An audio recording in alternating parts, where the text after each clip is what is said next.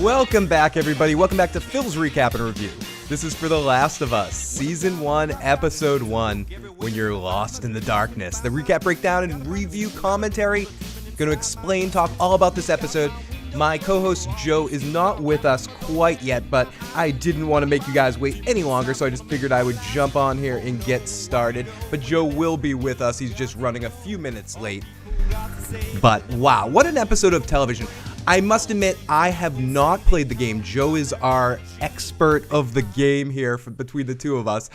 So I am judging this completely on its own from a television standpoint, watching it first time up the bat, watching this story, and I was emotionally invested right from the beginning. The way the show was shot, the acting, Pedro Pascal killed it and grabbed me as a focus character. I was focused on on poor Sarah.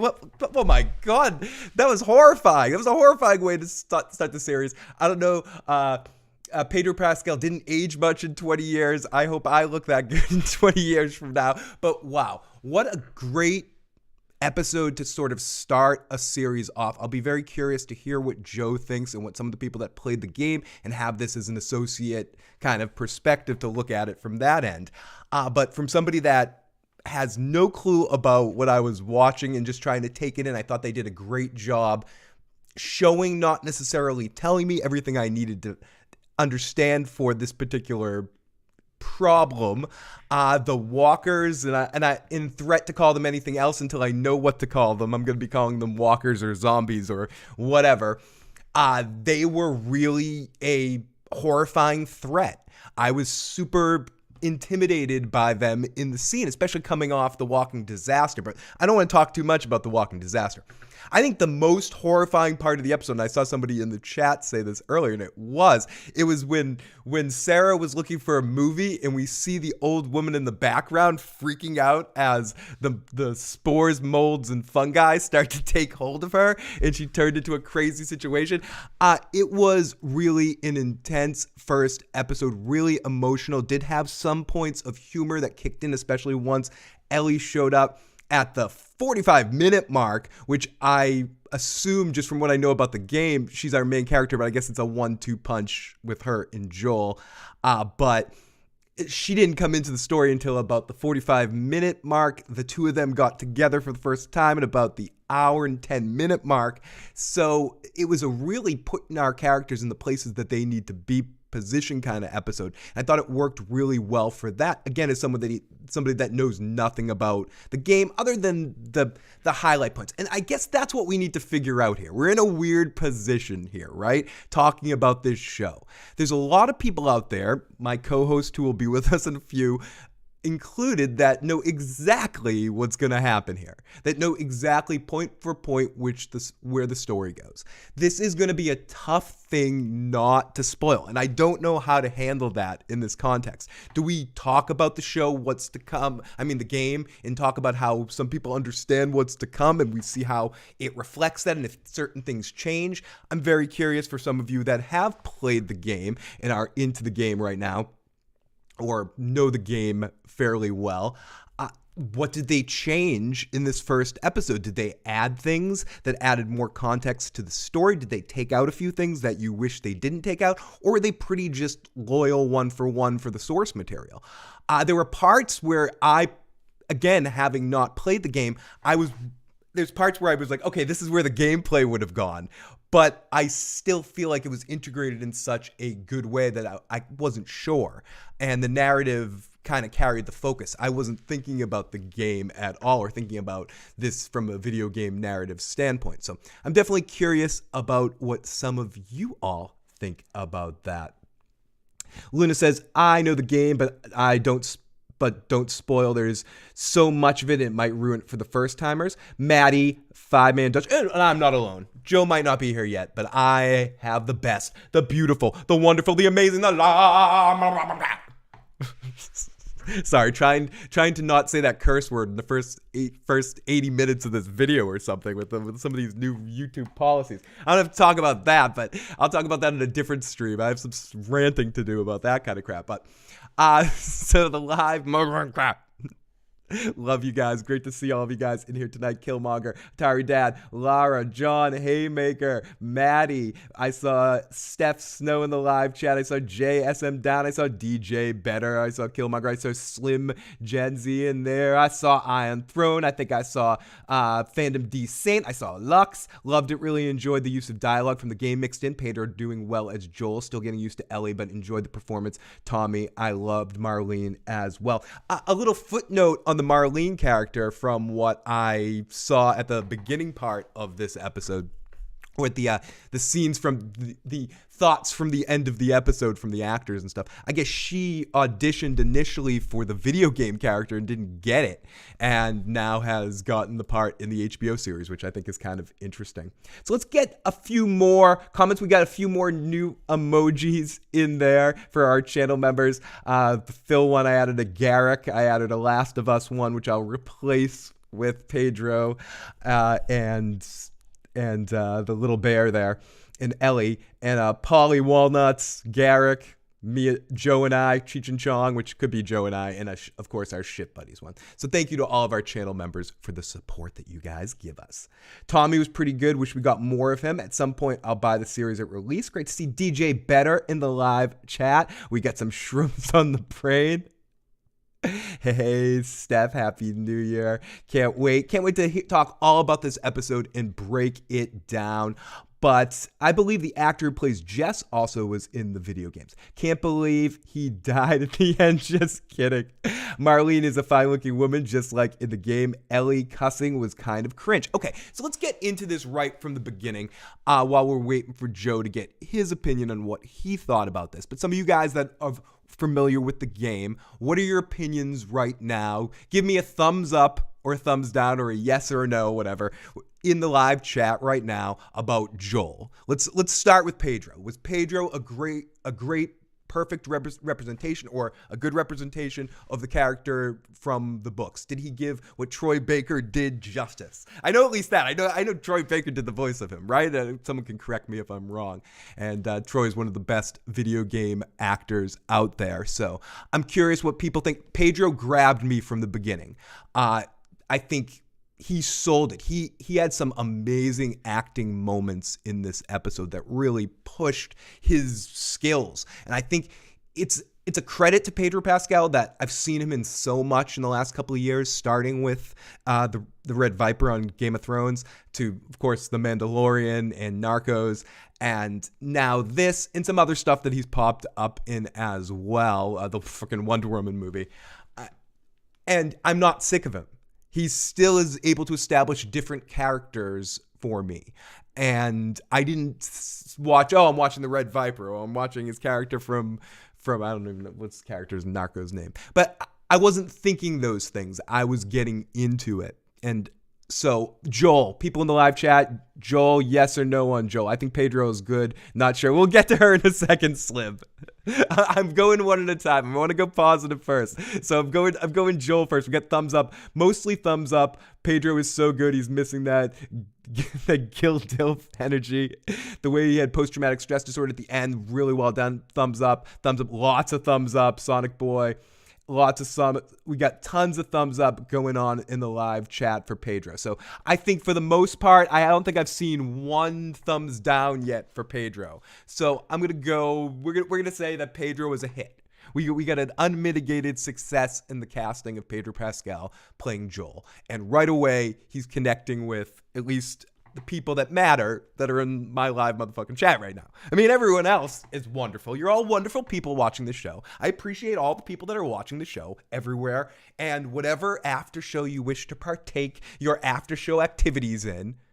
But really, like the people that are in this chat right now are the people that fucking matter. We're the ones that are going to make the decisions on whether this show lives or whether this show dies. That's what we're going to do. Oh my goodness, I need to take a sip of Coke. I need some Coke. Excuse me. Okay, so Pedro is Joel. Thumbs up, thumbs up. JSM down, thumbs up. Everybody, the Daywalker, thumbs up. Pedro is good in everything except for Wonder Woman 84. And you know what? That's not his fault. Let's not blame Pedro for that colossal turd of a movie that was Wonder Woman 1984. I don't think Marlon Brando and Pacino and De Niro in their prime with freaking I don't know who else you want to throw in it. Angela Bassett. I don't think anybody could save that turd. Okay, so thank you so much, Laura, for becoming a channel member who is helping us out with a dime bag of support. That means more than you know, especially now on this crazy YouTube platform and all the changes that they're doing. So the support that you guys help out means everything and helps me keep being able to do this. So thank you, and please enjoy your custom silly emojis and random videos I put out. Okay, so we got thumbs up on Joel. Thumbs up on Joel. Marlene was pretty hot. Wonder Woman 84 was dead in the water.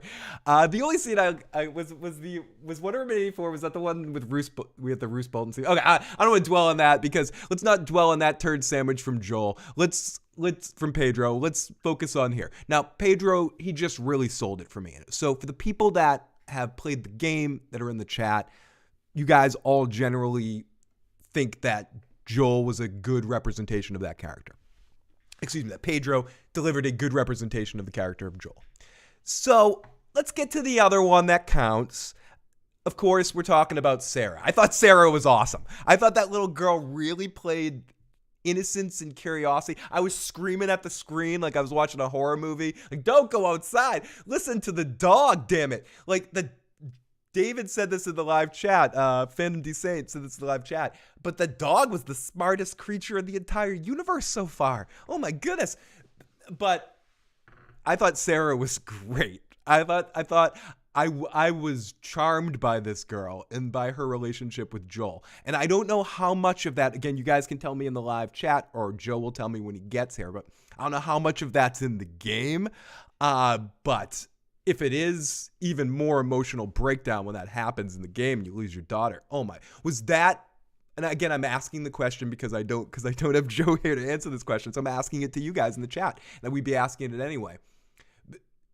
Did this, and I feel like it must have, this show do a great representation of that emotional moment? Because that must have been, I'm imagining playing that game for the first time, and that's the experience I'm having tonight. And that some of these people, and this is why this is one of the most interesting experiences of a TV show or movie to put together. And I'm not, and I am, this issues program that I do here could be called Hyper the Mr. Bollock guy. Oh my God, there I am. Get me off screen. No, Hyper Mr. Bollock screen. The Hyperbolic Shouting Fest. It could be called that, theoretically.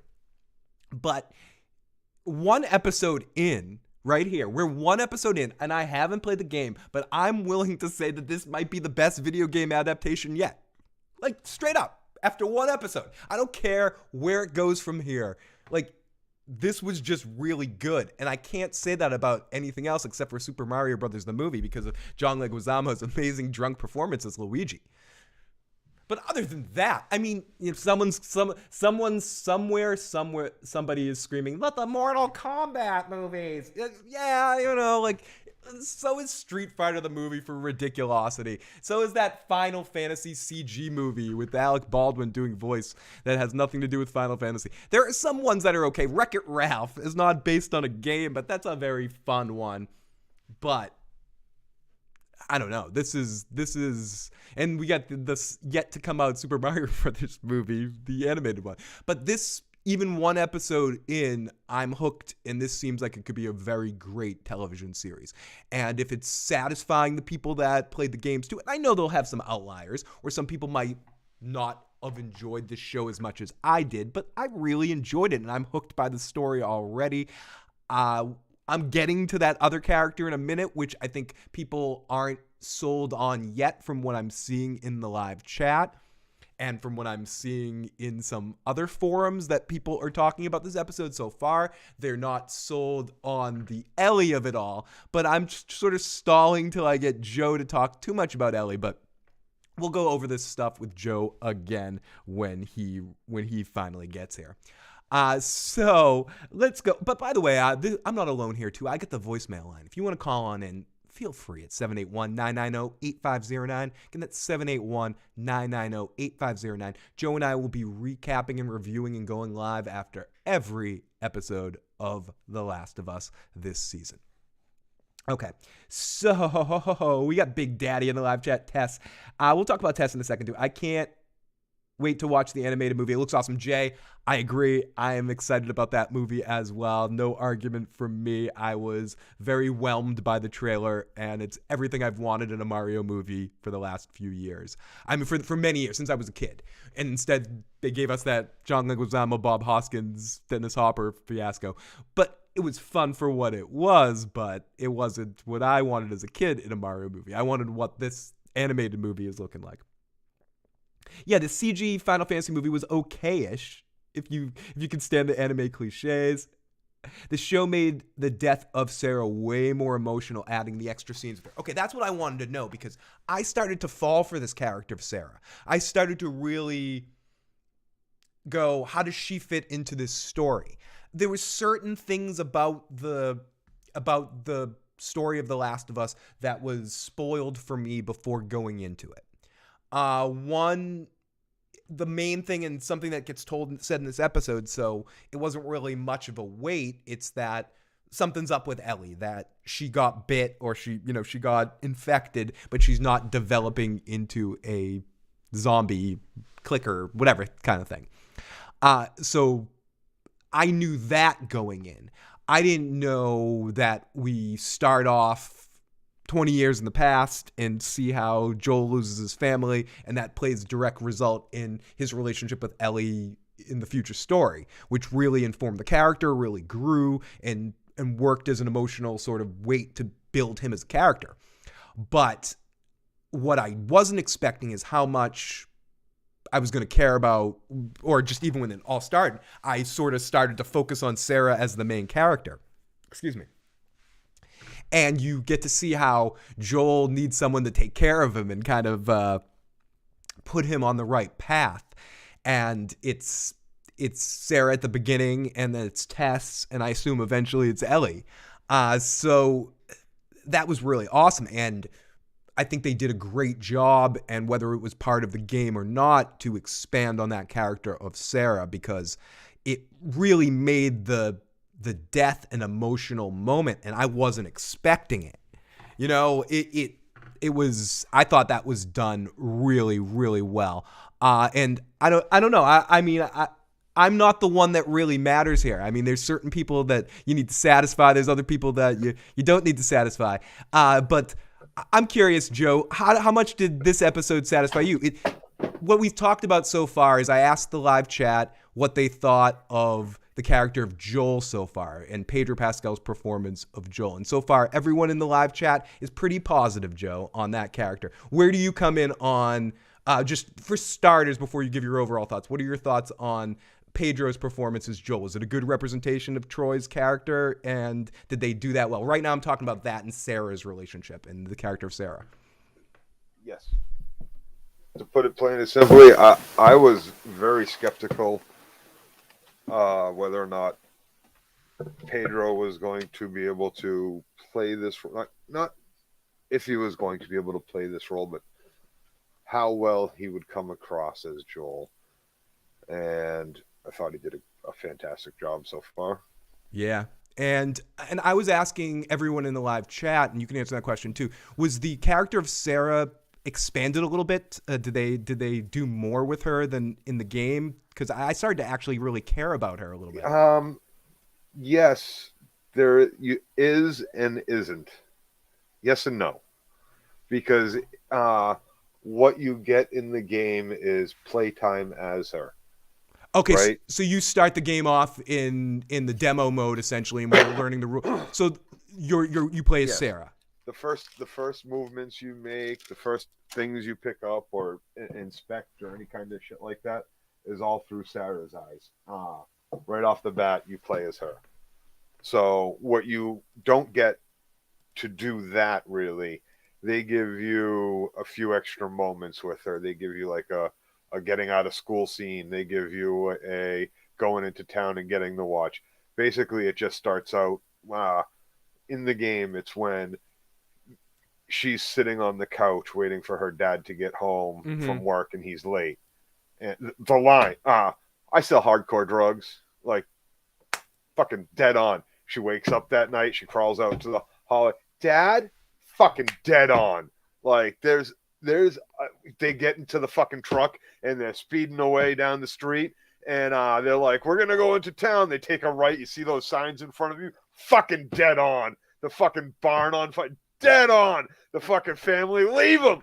Dead on. It was great. Joe, does the game so overall, but there's other things that are not the same. Right. Like, for example, she goes into town, she gets the watch fixed, not there. The warning from the woman in the clock or in the pawn shop, that doesn't happen. Like, was that 60s intro in the game? The family across the street, you don't ever meet any of them, really. The only time you meet them is at the moment of... Okay, so you don't have that, like, old woman, you don't have her picking out the movies. There's no old woman, there's no wheelchair. It basically, when she comes downstairs and she's like, Dad, and nobody's there and the dog's at the door, I believe she sees the dog outside or something for a brief second. That I might be just confused, but she kind of gets into a room that's got sliding doors, and her dad comes running in then. So that's a little different. Instead of him speeding up with Tommy, he comes running into the house, and then a couple seconds later, the neighbor just breaks through runs straight through the glass door, and Joel kills him. Did you... Instead of with a wrench, it's with a handgun. So there's differences. There's definite differences. Whereas Tommy, he was with Tommy bailing him out of jail in the show that we saw. Tommy just shows up right after Joel kills the neighbor. Okay, we never get the phone call. So they added a little bit more context, The phone call, we get messages. She finds his cell phone, and there's a bunch of text messages, and it keeps, where are you, Joel? Whatever. It's Tommy trying to get in touch with Joel. Yeah, at least the people in the live chat saying at least they didn't kill the dog, that we would have some serious problems if they killed that damn dog. They weren't going to go wick in fucking episode 1. So one of my questions was, that intro that we had, the intro that it started in a Dick Cavett show in the 60s where some dude... There's so in the... When you turn on the game, you get very typical flashes of news programs or speeches with that black and white and fuzzy screen shit, going to the next thing, with that overlay of that creepy kind of guitar music that plays throughout the episode. Right. Okay. Did you like the music? And then that cordyceps virus shit that's going on in the opening credit scene. Yep. That's going on in between all that opening news story shit that's talking about kind of that stuff. Now we'll get into that in a little bit into the intro, but I thought the intro was amazing. HBO continues to kill it with intros, even in shows that you wouldn't like, Joe, like something like Westworld or something. The intro of Westworld is beautiful. They do these intros really well. And I thought this intro is straight up almost out of the game. Okay, and that's what my question really fucking close. Was the music choices in this episode, were they very much pulled from the game? The eerie music guitar, that's ripped right from the fucking game. That is all that guy that made the soundtrack for this game. He did a great job for it. And that stuff, even the intro song, it's a sped up, little bit harder rock version of the real hard song. Rock version, but a little bit more rock version of the song from the game. So yeah, so I don't know, maybe the secret is, and if people don't know, this television show is made by Neil Druckmann, the guy that made the game. And maybe that's what you need to do. You need to, because I was saying before you got here, and wrote and made and directed. No, he didn't direct this episode, but I think he did direct, and he was like the game. Yeah, the game. Yeah, he wrote all the episodes, and he wrote the game too. And he wrote the game. Yeah, he's the co-writer of the game. So maybe that's what you need, because I'm getting the vibe here, Joe, that, and I'm not saying we're not going to get to a couple things that maybe are sticky for you. People in the live chat seem to be very high on Pedro, but not Bella. We haven't talked about Ellie yet, and we'll get to Ellie. So we haven't talked about that. I'm getting the good stuff out of the way here first. And it's not that people are down on her. I think people just aren't sold on her quite yet. But I'm ready to say it. I'm Hyperbolic City here. I'm ready to say this is the best video game to screen adaptation yet. Already going one episode in. Dude. So it's not a big competition. But you know what? The competition, the field of competition is huge, right? Right, but if you're talking about straight up video game adaptation, the field of competition is big. Let's talk Super Mario, fucking all the Street Fighters, Mortal Kombats, and this we mentioned the Final Fantasy game, and then for television series, there's a Halo series that came out not too long ago. There's a World of Warcraft movie. The World of Warcraft with isn't Raggy in that? Isn't Ragnar? I like that movie a lot more than the rest of the fucking. Yeah, I remember that. I remember that you're kind of a fan of that movie. It mostly has to do with it's the orc character. I thought it was like the orc character was the best character, but anyways, yeah, I know your point is there's a lot, but to me it's almost like if you're this sits alone already. Right, if you're putting if Jordan has to play one on 1,000, but they're all like little high school kids. It doesn't matter. He's still gonna. It doesn't matter how big the field of competition. He's still gonna do circles around him. He's still gonna do. There's still so much. Yeah, more. He's still gonna Space Jam over everybody. I think one of the reasons is they did a really good job. So if you played the video game as much as I did, you were really getting off on even that flash of the watch face broken had to be there. There's this. Him waking up on the couch, this with throughout the series, throughout the episode, there's so many little things, right from the right before the testing of Ellie and Joel and Tess, right when they get tested, they crawl under a fucking bus, fucking dead on. This shit, some things a little different, right? They go through the subway to get. Did you enjoy the Robert shit? Is played out different, and it plays out. It's big. It's a big difference. And we'll get into this when we break it down, Joe. But if it's done well, and I think this is an important point, and as someone said in the live chat, I feel like we're in rarefied categories hearing Joe be so positive, and a couple people said there was a couple of digs. You have to go back a few years. There were some digs at The Walking Dead in this episode. We'll definitely mention that show as we go along, but it's not so much that you needed to be a one-for-one representation of the game. You played the game. You just wanted to be good. The fuck out of the game, right? You just wanted to be good, and yes. And so far, so good in the live chat. Seems to agree. Joel taking pills killed me. You collect the pills in the game, and now Joel's selling them and taking them. That was. And yep, this. That's a bit. You get so you have to upgrade your character as far as points in health or points in different shit, right? I forget all the 5 categories that you put those pill points in, but as you're collecting, and they made a little pill, why not? Fucking he's 50 something years old, the world sucks, he was trying to. There's so much right about this. People say Robert's different, but I like this Robert better, says Killmonger. So what they here to comment on this, Robert is different. The whole Robert story is different. It starts a little different, but the same. But so rather than her being beat up by him, she goes and says, Robert sold our guns. He didn't have our gun. They were buying guns, not a battery. And then they go to get the guns back. Basically the same thing. They buy them, but he sells them to someone else and actually sells them to Marlene. And so when she and Joel go to get Robert or get their money back or get the guns, because the guns are more important, Robert's got a shit ton of guys waiting for him. So they murder, or they don't murder, but like they essentially they do, because these are all people like that get attacked by Tess and Joel. Yeah.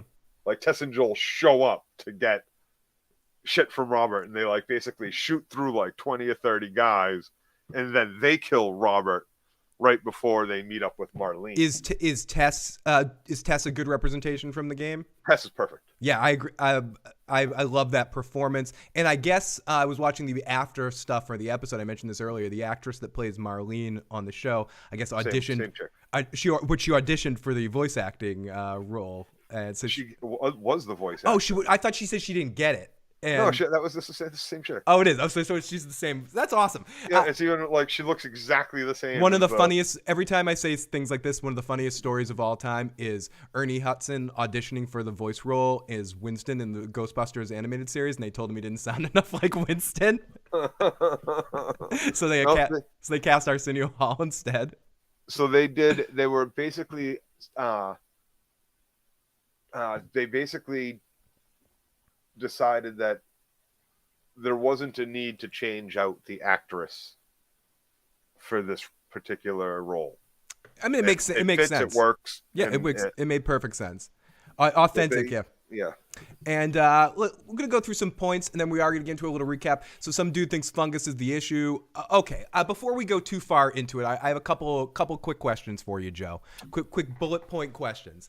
And that now that we're one episode through this, we got an hour and a half. There's 8 more episodes for this season. Are 8 more episodes enough in your mind to tell the first season story? Do you think this is the proper amount of time, or or are you worried about time at this point at all? Not particularly worried about time at this point, because here's the thing: in the video game, you spend, like, especially if you play it the way I played it on grounded mode right out the gate. For some reason, the version that I got with the system I bundle, I didn't have to play it through on hardened. I could go straight into fucking grounded mode, and I did. And there's a lot of fighting. There's a lot of time it takes to get between cutscenes and cinematics and move the story along. And there is a couple points when you get on down the road where you're like, oh my God, there's still more. Not to say that it's bad. I'm not like, you want more of the story, but you kind of get a little tired of the shooting and killing video game play of it. And if you're adapting something from that into a narrative, you have to almost stick to the narrative. I guess that's another part of the question that what parts of this episode were the gameplay? So, obviously the beginning. After Sarah dies. Yep.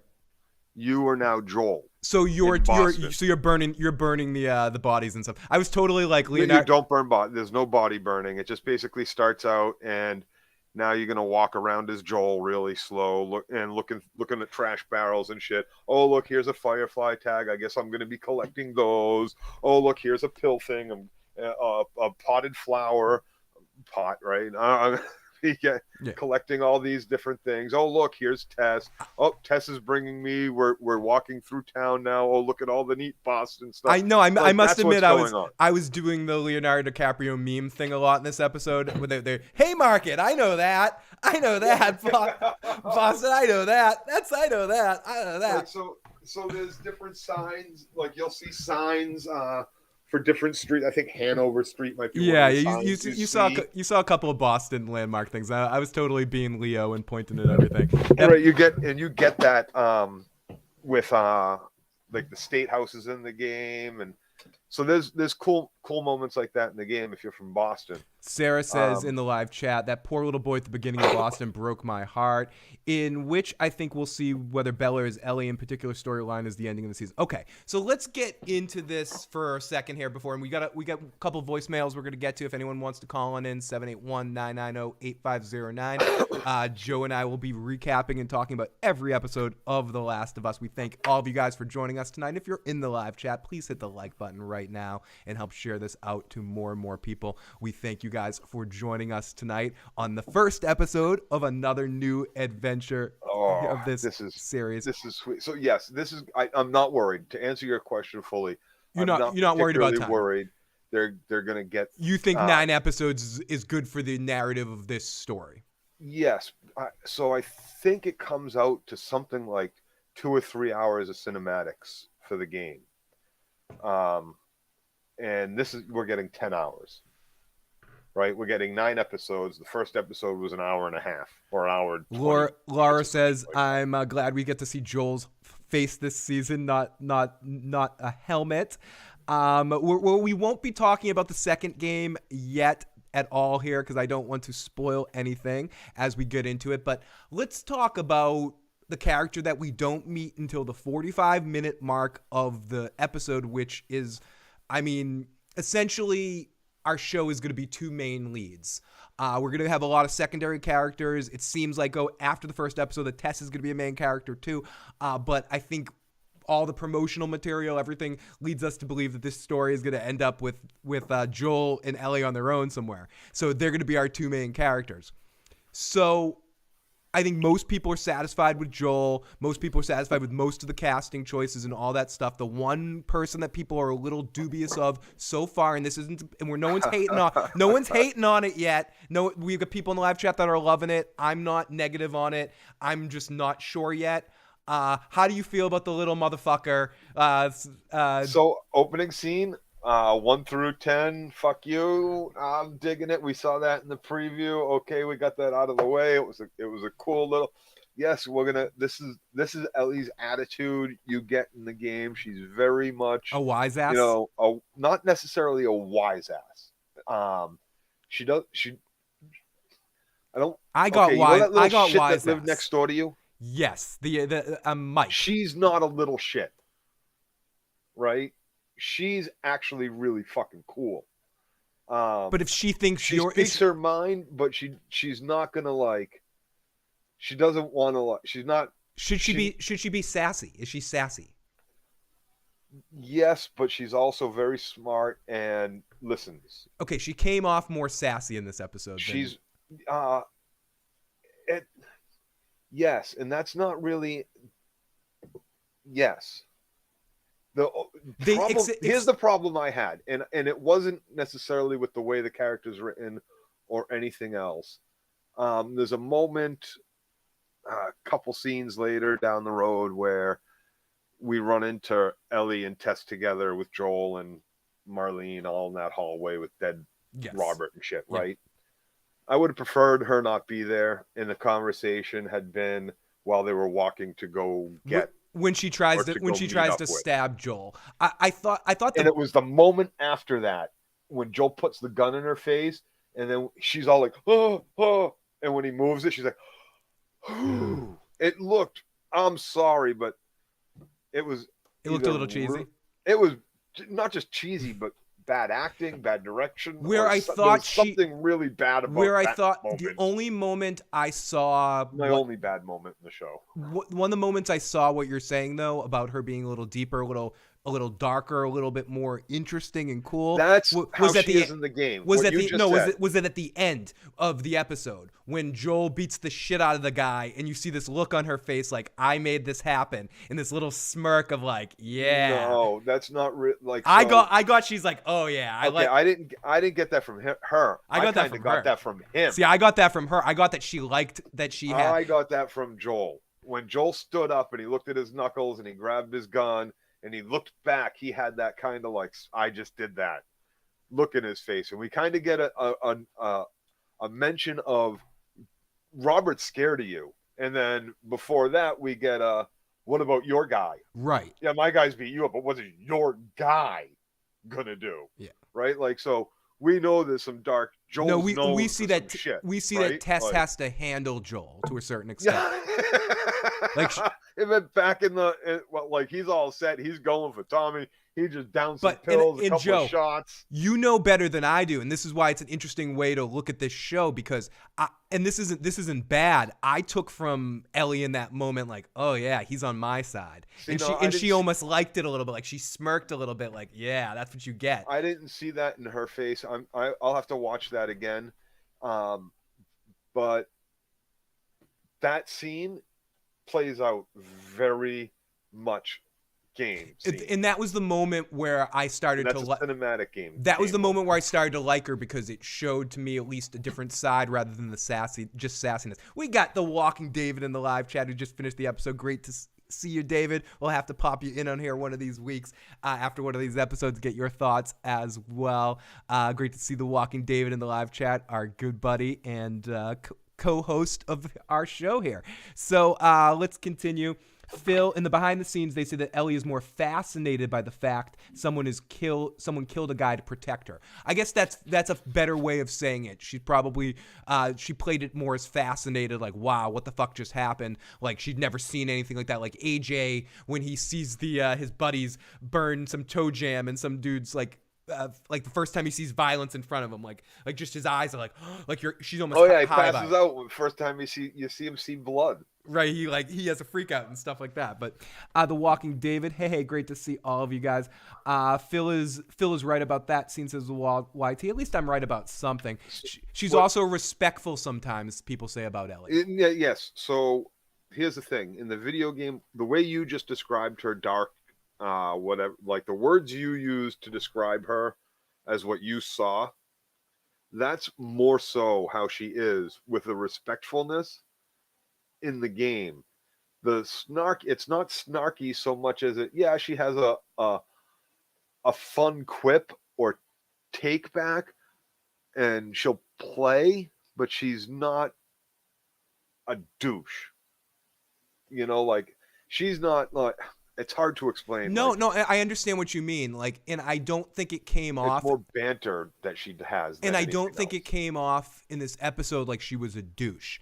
It didn't. It didn't. It's what didn't come off 100% for me, because I like Bella. I think she's going to do fine in this role. I think so too. I think the problem with her was more in the group scenes. I think her and Pedro, in the moments that they had in this episode, have excellent chemistry, and that's going to be able to shine through when she's in scenes with them. In the scenes when everyone was in the group, and you have all these amazing individual actors working, maybe her inexperience showed a little bit in a few moments, and I think that's because Pedro Pascal might be one of the 5 or 6 best actors working right now. He's that good, and he is good. He's good at brooding man. But he's good at that. But I was saying this earlier, Joe. He's not. Your problem with Anthony Hopkins. You're like, yeah, he's good, but he's the same thing in every role. Pedro Pascal is different brooding man in every role. He's not the same kind of guy. I wouldn't say the Red Viper is the same thing as Joel, is the same thing as the Mandalorian dude, is the same thing as his character in Narcos, the same thing as his character in Wonder Woman. They're all different shades of that. Well, this might be the same. This might end up for him, unfortunately, being the adult version of the Mandalorian. You think so? Does this have elements? Is she Baby Yoda? Look at it. Get her across the country, and it's a kid, and it's him and Dex. Is Luke Skywalker gonna come and save the day? There will be no Luke. Damn. But so it's you kind of. For him, it might be the adult version. Ellie is a badass, says Noah Boy. She is a wicked badass. Do you think she's? I guess that's the part of that character that she's not going to have as much trouble pulling off, because we've seen her be a badass on Game of Thrones, so we know she can pull off the badass side of it. Right. I'm worried about the rest of it. You're worried about the moments of when I felt like she had the gun put in her face, and she overacted as being scared, and then she overacted as being relieved that the gun was no longer in her face, as can be seen by the way she acted like maybe it was on purpose, right? She's trying to I, play one I was over just, on Joel I was just because gonna like say, yeah, she gets scanned and the first thing she does is stab that yeah, motherfucker. she kicks him. Like, so my question was, in that moment, was she overdoing it, like in the way that a villain, not a villain, I'm not calling her a villain, but in a way that a real slimy character will, freaking, what's his name? I'm flashing like a billion slimy characters, but a good example of it is the dude from Prison Break, that played by Robert Kepler, Teabag. Like every time someone like gets ready to play, I'm gonna kill you, Teabag. Oh, don't kill me, and then she pulls out a blade and slices you by the neck. Like, is she crafty like that to know how to play the scene and play the moment? And was she play acting, and that's why it was so over the top? Was the character acting? So it was, and that could be. we got some Vince Chase stuff going on. We're seeing an actor could be the case, doing and they'll acting. have to flesh that out if they're going to make that the case, right? If like you said, if they're going to make that would be great, but they got to flesh that out and play with it more, or have her overtly say something about that in the future, or do it again in episodes. Otherwise, it just becomes a spot of bad acting. Right, and she's great so far. I just think she needs some room to flex a little bit and earn into her character. She's a great. Another spot I thought was with her when the bag gets thrown to her. She's chained up and she rifles through it to pull out her stiletto switchblade real quick, and then she just like kind of sits there and like, oh, you're not scared? Yeah. And like just like holds it open, like it just, like, yeah, I know she's young and all this, but like, okay, like, no, and I'm only, she stabbed that other dude. Why didn't she stab this firefly? And I'm only getting a little extra hard on her, I think, in some ways, because of how much I love the character. I love the actress that was playing Sarah. I thought Sarah really killed it. I'm coming down on her so much. I'm going to come down on all kid actors, because you know what? This is what they're supposed to do. They're supposed to play pretend, right? And here's the thing. I forget who said it. Let's come down on us. But if a child can do your job better than you guys can do, if children can do it that well where they're winning fucking Oscars and all this shit, like, then your profession is shit. Yeah. I forget who said that, but that's a quote from someone. And there's a whole thing where you don't want to work with kids or dogs because they'll always upstage you. Can we take a moment to discuss Sarah and that knife? That wasn't in the game. I have no idea what that was setting up. Did they have a moment where Sarah held a knife in the episode? I'm blanking on that, but maybe they were setting up a parallel to Ellie with the knife later to make it even more obvious the parallels that Joel's going to have a similar relationship eventually with Ellie that he had with Sarah, and protect her in the same way. I'm not sure I understood that. Atari Dad says, can we take a moment to discuss Sarah and that knife? That wasn't in the game, and I have no idea what that was setting up. Sarah's knife. Huh? Oh, the brass knife she took out and unfolded, and it said something on it. No, it didn't say something. It had like pictures on it. Sarah Crawford said when she took the money out of the drawer to fix Joel's watch. That was her dad's knife. It was just in the drawer. I don't think that was in the game, but she does go through drawers and stuff when you go into his room at one point. Funny thing is I actually had a knife. Do you remember it, Phil? Looked exactly like that and said Panther across the blade. Yeah, I do remember that. You had that forever. Oh, and that was my dad's knife. And that was like, that was straight out of like the fucking 50s and shit. Atari don't. I ended up losing it.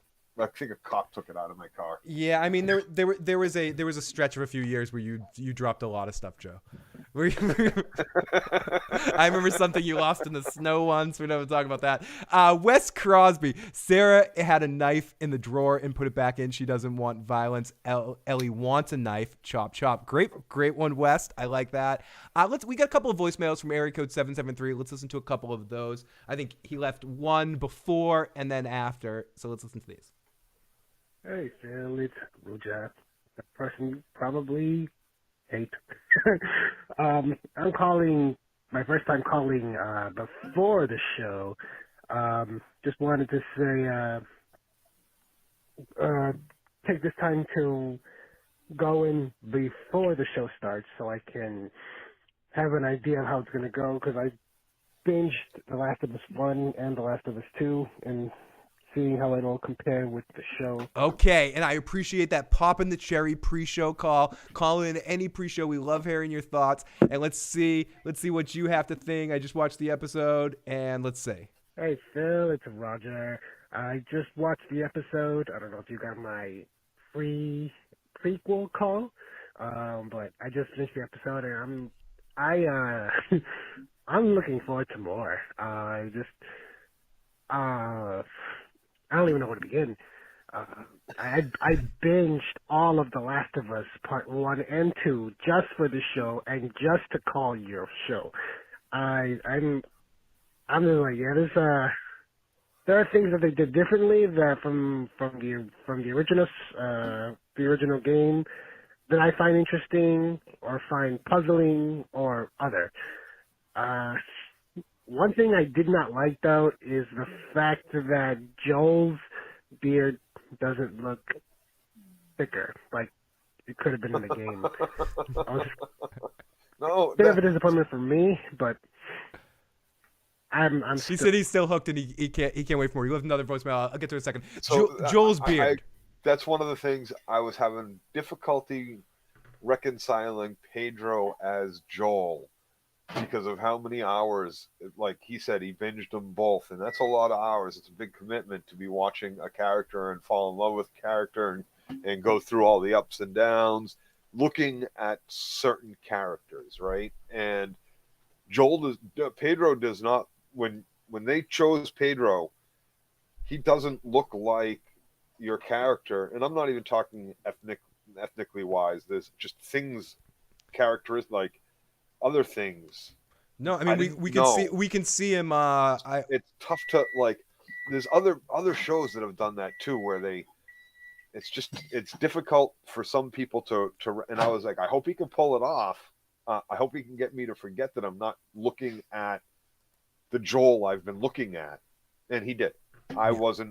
I didn't have any problem with it, but I can see what he's saying about the beard. Like, I don't know. I thought it looked okay enough. It's a little white. I mean, the only thing that got me slightly with it was okay. Early Joel was, and again, it wasn't about the beard for me because I didn't have that reference for the show. It was about like. They didn't make any effort to make Pedro Pascal look older. Like 20 years later, from 36 to 56, they were like, yeah, how old are you? 36, 20 years later. Yeah. Okay. No. When they do the flashback, you see it. Maybe a little bit. You see it. A little bit. Like they completely had all the dyed black hair, dyed black beard. He still looks 35. Give me a fucking break. So fuck you, Pedro Pascal. That's more of a me problem with like they can't make Pedro Pascal look like a disheveled 56-year-old living in the apocalypse. Like he still looks like fucking beautiful viper. It's like shut the fuck up. Like he aged 20 years my ass. And one last voicemail from 773. But if anyone else wants to call it in, or you again, my friend, 781-990-8509. We're gonna get into the recap of this episode in a moment. Hello, Phil. Hello, Joe. It's me again. Joe, now that you're with us tonight, I had a question. I wanted to know Marlene, when she gets wounded in both the show and the game, and if for people who didn't play the game, it's pretty early. Sorry, I'm going to get back to your call in 1 second. Yes, exactly. Pedro's been taking a lot of oil of Ellie during the zombie apocalypse. Sorry, I want to get that before it passed by. Sorry. Let me rewind the call for a quick second. There we go. In both the show and the game, and if for people who didn't play the game, it's pretty early on. It's not much of a spoiler. When she gets wounded in both versions, do you know how she got wounded? I could never figure that out in the show or in the game. If you could point that out and be our loving guide, I will. Go, Joe. So in the video game, she's wounded by Fedra. On her way to go, or at some point after she got the guns from Robert, she is wounded by Fedra. You see, there's a bomb that goes off at one of the gates really early on when you're walking with Joel and Tess to go meet up with someone to get information on where Robert is. And then some shit happens. You go kill Robert and everything, and you run into Tess, who was also on her way, I think, to go back to Ellie or and they make a deal. You deliver Ellie to the state house, and I'll give you all your guns back. And so that's how she's wounded there. She's shot by Fedra.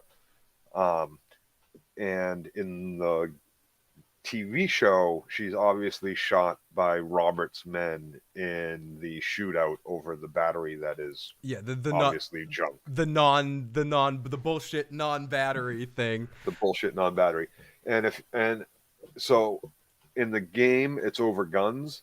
In this it's over a battery, and that will become more. I mean, it's already pretty evident they need a battery to get across country. Yep. But it becomes a little bit more in the game. Their next stop after, I'm not. Yeah. Spoilers, everybody. We've decided for no spoilers. There's reasons they changed it, and it becomes a little bit more evident for characters introduced later and what's happening in those scenes, right, as to why they changed it. We can't stop you from looking up the spoilers because they're out there and they're really easy to access. So, but I'm going to try not to go too far ahead. We're not going to go too far ahead. We may do a separate episode occasionally, especially after the season is done, and do some predictions for the second game, or we might do a special midweek show occasionally in the middle of the season where Joe can talk about some spoiler stuff.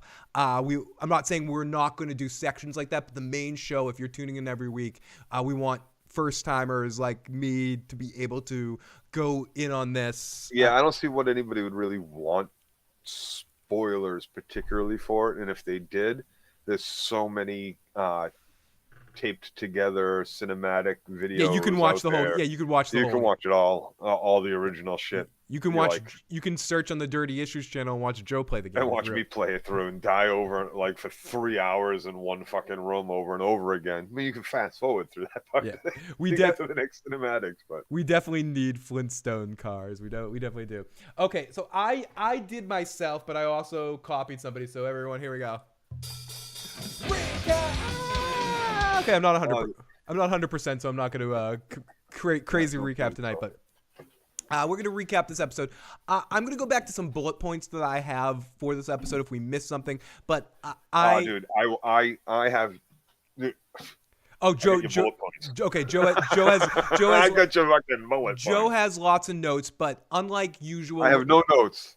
Unlike usual, where I do a big recap, where I write down everything that happened in this episode, I am reading a recap by fictionhorizon.com right here, just of the episode, and then I took bullet point notes that we'll go through after it. So I'm just going to read their very basic recap here of what happened in this episode. So here we go. Recap. Where's the music? Oh, I thought the music ended. Okay, so the episode opens up with a scene from a talk show that takes place in 1968. From the very beginning, this is something that we haven't seen in the game.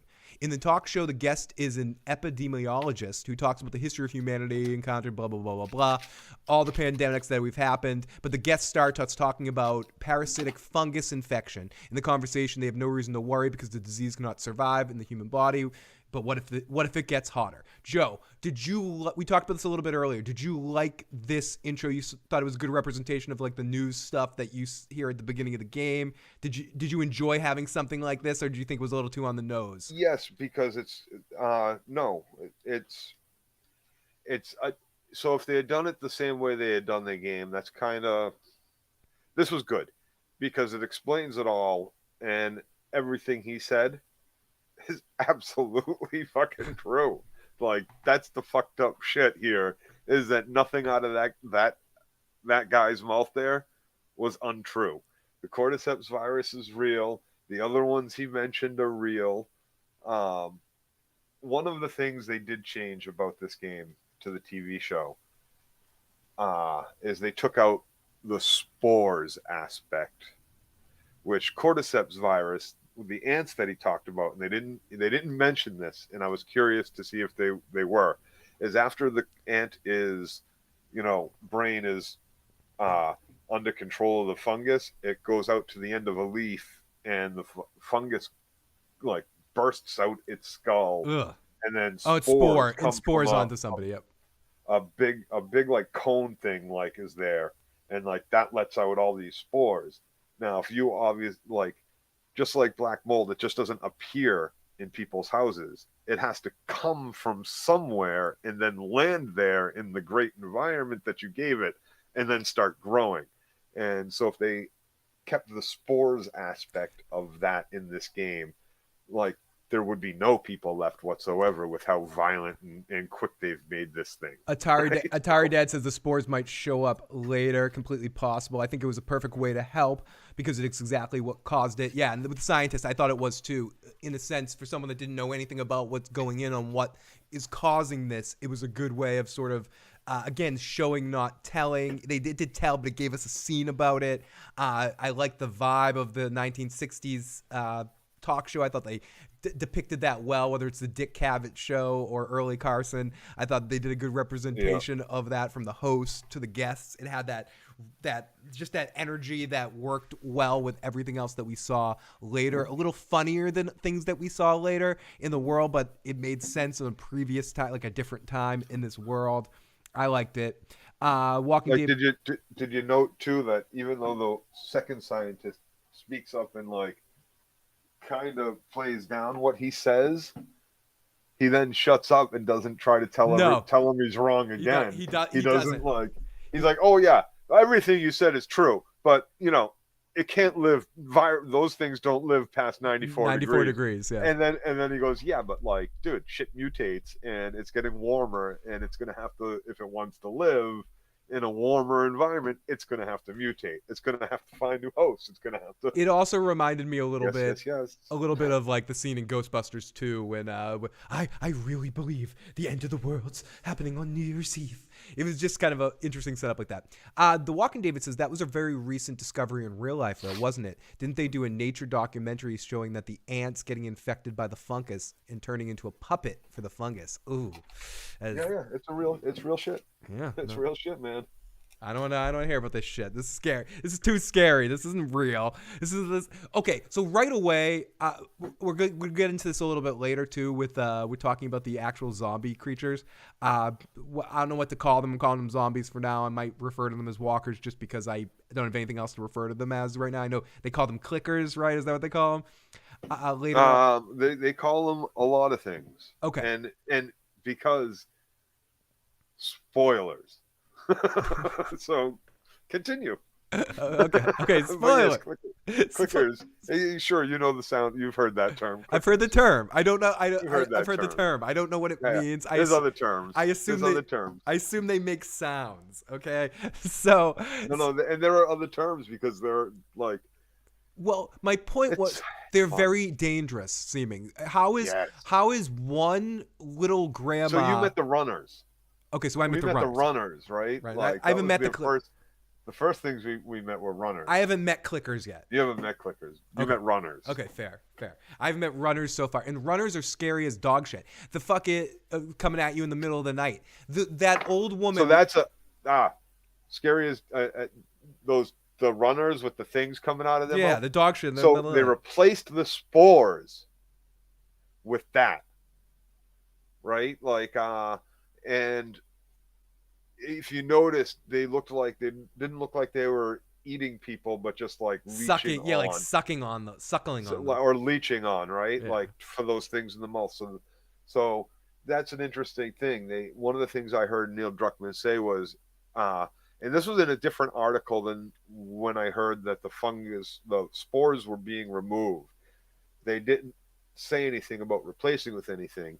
And then I had read another article later that said any changes that were made had to have a reason, it had to make sense, and we had to be able to do something else. Right, do something. And so then I started thinking, what did they do? If they took out the spores, what did they do?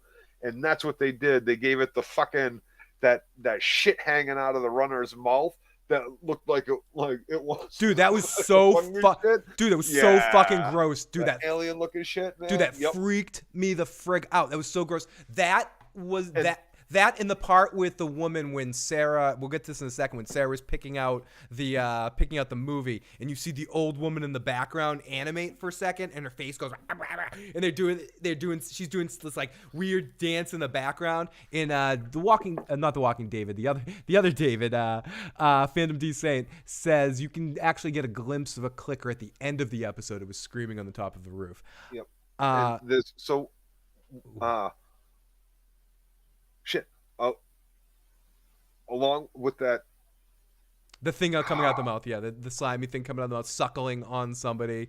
No, so one of the other things that does for us as the TV medium, and makes this actually stand out differently than your regular zombie movies, because they're not like, I'm not eating for brains here. Right. They're right. And I'm not trying to like destroy the body that, like, there's not 30 of them jumping on one. If you notice, there was only one thing on each person. When Joel walked into that room, it was 1-on-1. It wasn't like 30 on one or and like 2 or 3 on another. And they weren't ripping the people apart. So now your host being isn't already like rotted and like destroyed. Right, so they have more muscle and force, so they can battle you easier and they're tougher to deal with. Right, so that change is great for the medium, because it automatically makes it stand out. No, and dude, and they also seem to have a little bit of super speed, and that we saw again with the old woman who couldn't walk without the fungus driving her. That the fungus can also push people that have weaknesses to get that crazy strength and push on. Pippo says, Phil, how good was that planes crashing on this? Dude, that was fantastic. That was amazing. I physically felt that. I mean, that's something that effects sort of have me blah blah blah at this point in time in my life, because everything's so unbelievable. And that's what I'm saying, that felt like a real practical the plane effect. Coming down might not have been, but the explosion, that was real fire. Whatever, that looked like real. They did some Lord of the Rings like merging CG with real life stuff in that moment, because it didn't feel CG 100%y to me. No, like I felt the impact, and that's a lot to be said, because so that's another change from the game too. Oh, that's a change thing. Nice. Yep. We don't see a plane come down right there. All those planes in the sky like that, when their accident is caused by getting T-boned by another vehicle. And the Walking David says yes, only one for each, because these fungi are smarter than the meaningless viruses of other zombies. Killmonger says runners and clickers are worse than walkers. Sonic says that driving in the truck scene was Tic Tac from the game. Yeah, fucking beautiful. Very tiny, small. It was like, I was watching everything from the moment they got in the truck after the fucking grandma. So you had a lot of the moment that he picked her. Can you run? No, and he lifted her up the way she was. Her performance as Sarah, she must have played that game, dude. I was like, wow. And this girl got Sarah down perfect. And I've said that a couple times tonight, and this isn't a discredit to Bella playing Ellie. Ellie came in at the 45-minute mark of this episode. This episode was about Joel and Sarah, and to a different extent Tess, and Ellie was a secondary factor. This is why I'm not sold either way on Bella, because she didn't get a lot to do in this episode. No, but neither did Sarah. Sarah didn't get a lot to do. But she killed it. But I'm saying, Joe, and she's not going to get anything more to do. And no, she did kill it. Probably not. Even like the scene coming up with her after the plane crash and shit, like at the highway side, like even those few moments, like the sounds she's making, fucking, I could have sworn they just like, all right, just take the soundtrack from the game and overlay it. I know they told Pedro and Bella not to play the game, but I doubt they can control everyone, because I wouldn't be surprised if this actress that played Sarah played the game, because Sarah was very crushing to see again. Acting is top notch on this show. You are absolutely right, Joe Dirty Locks. Look at Joe fanboying. It's refreshing after The Walking Dead. Don't you say that show's name in the presence of the last. And I'm kidding. We will definitely be talking about The Walking Dead and comparing It it feels like occasionally. season 3 Game of Thrones again, Phil. I know you're back in your prime, Joe. There's a spore in Joe's head. That's why he's so happy. That's what to a T happened in the game, says Slim. Kyle Holmes says it's just like the game when she stops crying and the cameras cut away for a second. It was just perfect. Yeah. And so you're having a few Leonardo DiCaprio moments too, and you were pointing, that from the game, that from the game. But in fairness, it's more like you have to point out, like, that's not from the game. Right. It's almost more like that because but that's my thing. Like, it's like when you're basically have watched the Lord of the Rings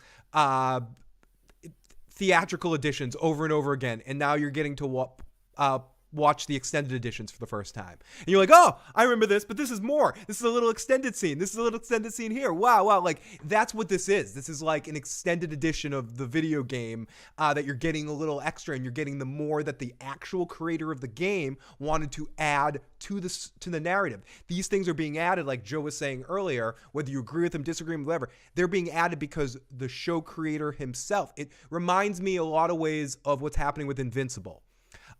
Invincible has Kirkman working on it, hand up its ass.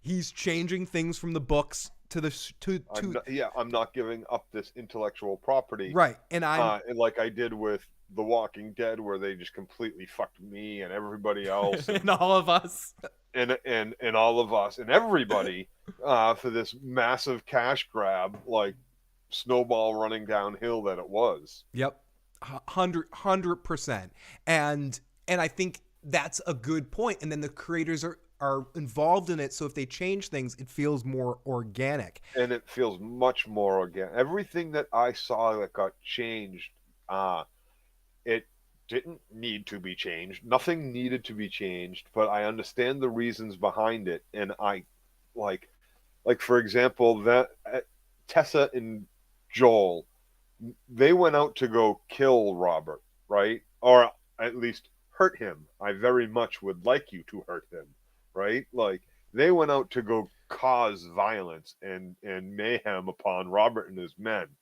but we don't get to see them do it. They don't do it. They don't go murder and like make a whole portion of your audience go, well, these aren't very good people, right? Even though that's what their intent was, most likely to go kill them all, or they were going to end up killing a bunch. That serves to endear these two characters to your audience a little more. Whereas in the video game, you're playing this video game because you want to go shoot AI motherfuckers. Right. You want to get to the violence. You want to go shoot whatever the fuck shoots at you. Some people you want to get to the action, right? Let's get to the fighting, yeah.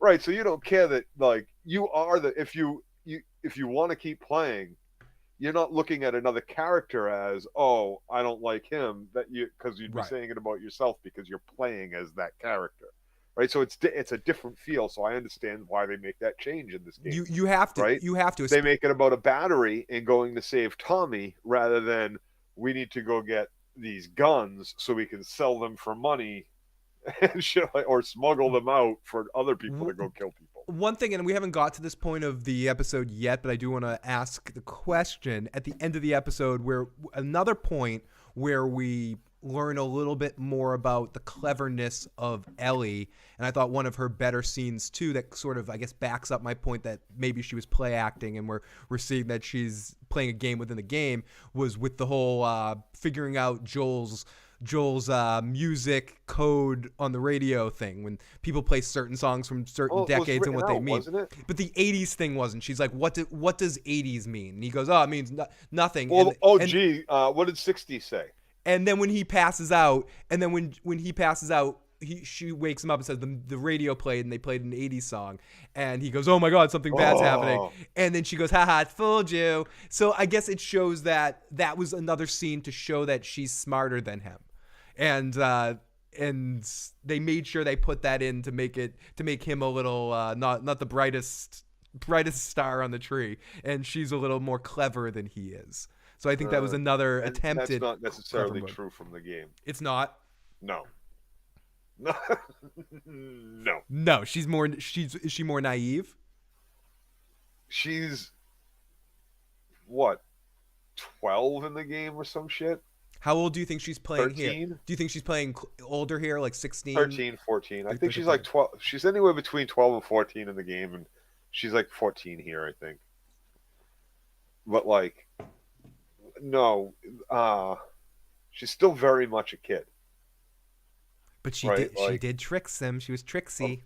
or a 14-year-old anyway, or 12-year-old, or whatever the fuck she is. Uh, I forget how old she is in the game. Kyle says at this point it's just bullets and duct tape to collect. 14 in the game, people say. 14.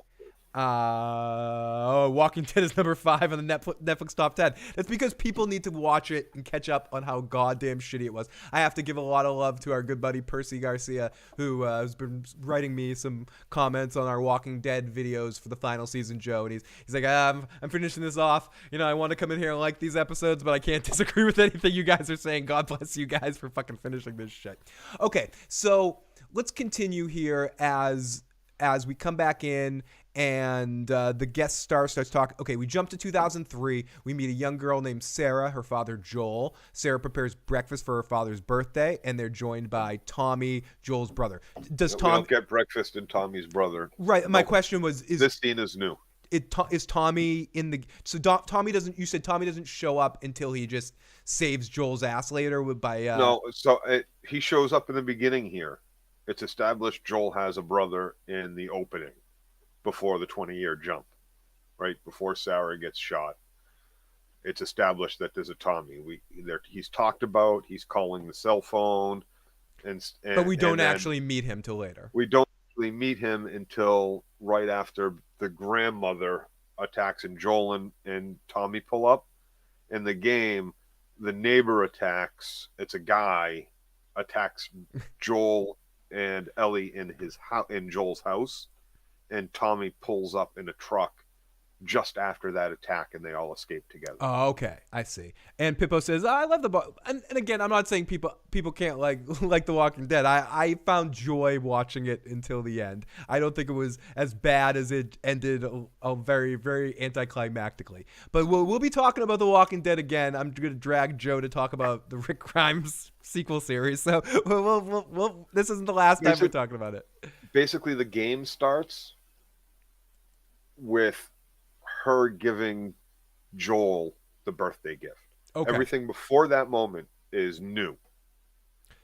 Okay, so everything leading up, like you said, her going to school, her going to get the watch. You mentioned the watch. All that stuff is the breakfast, all this shit, Joe, everything. Which is amazing because as someone watching it for the first time, I thought that stuff was so important to none of it's there. To lead in, and this is where like TV is just a different medium because I don't think you need it in the game, but because you start out playing as her, so you're already attached. Exactly. In this, you need to be attached. You need to feel her fear, like when you see the cop cars rolling by all day, and you know something. The helicopter, like you know something fucks about to happen, and she can see it, but no one else seems to see it, and I think she doesn't even know.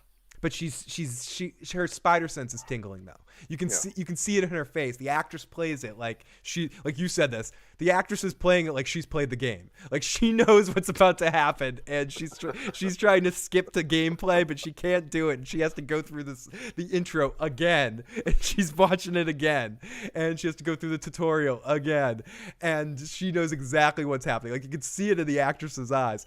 And we got a voicemail from David. We'll play in a second. The watch is the only part that's the same. Then you die. The jet's flying over. Yeah, I thought all of that was so exciting and like sort of. I loved it. It was a great build-up. You know what? It's so. There's parallels. If you can remember Fear the Walking Dead's first episode. Oh, I remember it, Joe. You can't. Or two, right? Like Nick. Minus. There's a lot that's. This was done so much better. This opening, and we don't even get to really see that. I don't know. I guess there's no real comparison. No. I mean, Joe. We don't get that. Unfortunately, There is a comparison because they are the same fucking genre. We're not going to kick Fear the Walking Dead when it's down. We're not. And I never watched. I watched the first 2 seasons of right, that. but you need to compare I don't this wanna to other. If you use that or use World War Z or you use whatever, like as one for one or San Clarita Diet, something like if you use different. World War Z movie, if it wasn't named World War Z, would have been okay. It would have been decent, but it was not World War fucking Z, Right. the book by Mel Brooks' kid. The fun fact, Pippo was a zombie walker on the road of Mexico in Fear the Walking Dead season 3. I'm going to have to watch the episode now just to see you, Pippo. That's fucking awesome. That must have been fun as hell doing that. So we jump to 2003, meet Sarah. Sarah and her father, Joel, is joined by Tommy, Joel's brother. Joel and Tommy talk about work. Joel says he'll be working until 9, which Sarah doesn't like because it's her father's birthday. Joel takes Sarah to school. Sarah leaves, promises the neighbors that she'll visit them later. We have a kind of a funny comedic scene, lighthearted between Joel and Sarah. All stuff that needs to establish their relationship and how much Joel and her joke around and they get along. Is their relationship that got expanded on a little bit at the beginning of this episode at all similar to the relationship that him and Ellie have later? Like being bantery. The relationship that we see, all this stuff pre-game that sets up his and his daughter's relationship, right? Yeah. Fits perfectly for what we saw. It's the perfect setup scenes. I can see I see these scenes as being part of the game, and Neil Druckmann going, "Fuck, it's just a little too long. Right, we need to what can we cut? What if we just start it right here? What if we just don't make you play as Joel from the beginning? Instead, we make you play as her for 5 minutes." And they were like, "Brilliant! We don't need these first 3 scenes or whatever cinematics." Like, that's how well they fit to set up the relationship between him and his daughter. Pippo says, perfect. Pedro Pascal's Joel is going to be more iconic than the game. Save this comment. I think so too. It's going to be like, oh fuck, yeah. Okay. So I'm thinking like, So Laura says World War Z had its ups and downs, a little too cheesy in parts. It's heartwarming until the brain eating. Agreed, Joe. You are spot on. So after school, Sarah goes to the local watchmaker, and again, this is all new stuff, to fix Joel's watch as a birthday present, while the watchmaker's doing his job, which is again a fun scene between the two of them. And I think the actress that plays Sarah is charming as fuck, and the way she plays it off, that's only $20. Oh, well, I'll take 30. I don't know, like, it's stupid, but that kind of banter in the back and forth just won me over from what I was watching. And again, kind of knowing that this is what this story is going in. I didn't know he was already overcharging her. It took him 3 minutes to pop off the back and go, "It's a spring," which cost him what, $1.50. Dude, and he charged her $20 for that time. And he was trying to rake the 30. Like, "Really, that's it?" And he was like, I could charge you more. She stole. Really, would she say she stole 60 from him, from Joel to pay? Yeah, she took 60 out of his drawer.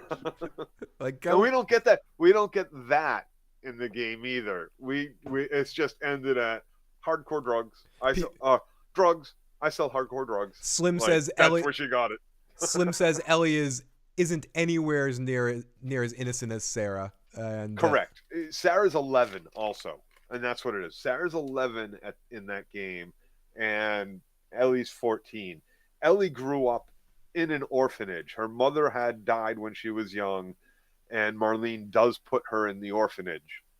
Yes, we get it later. I believe she knows Marlene or remembers Marlene from when she was, like, her mom and Marlene were friends, and she knew that.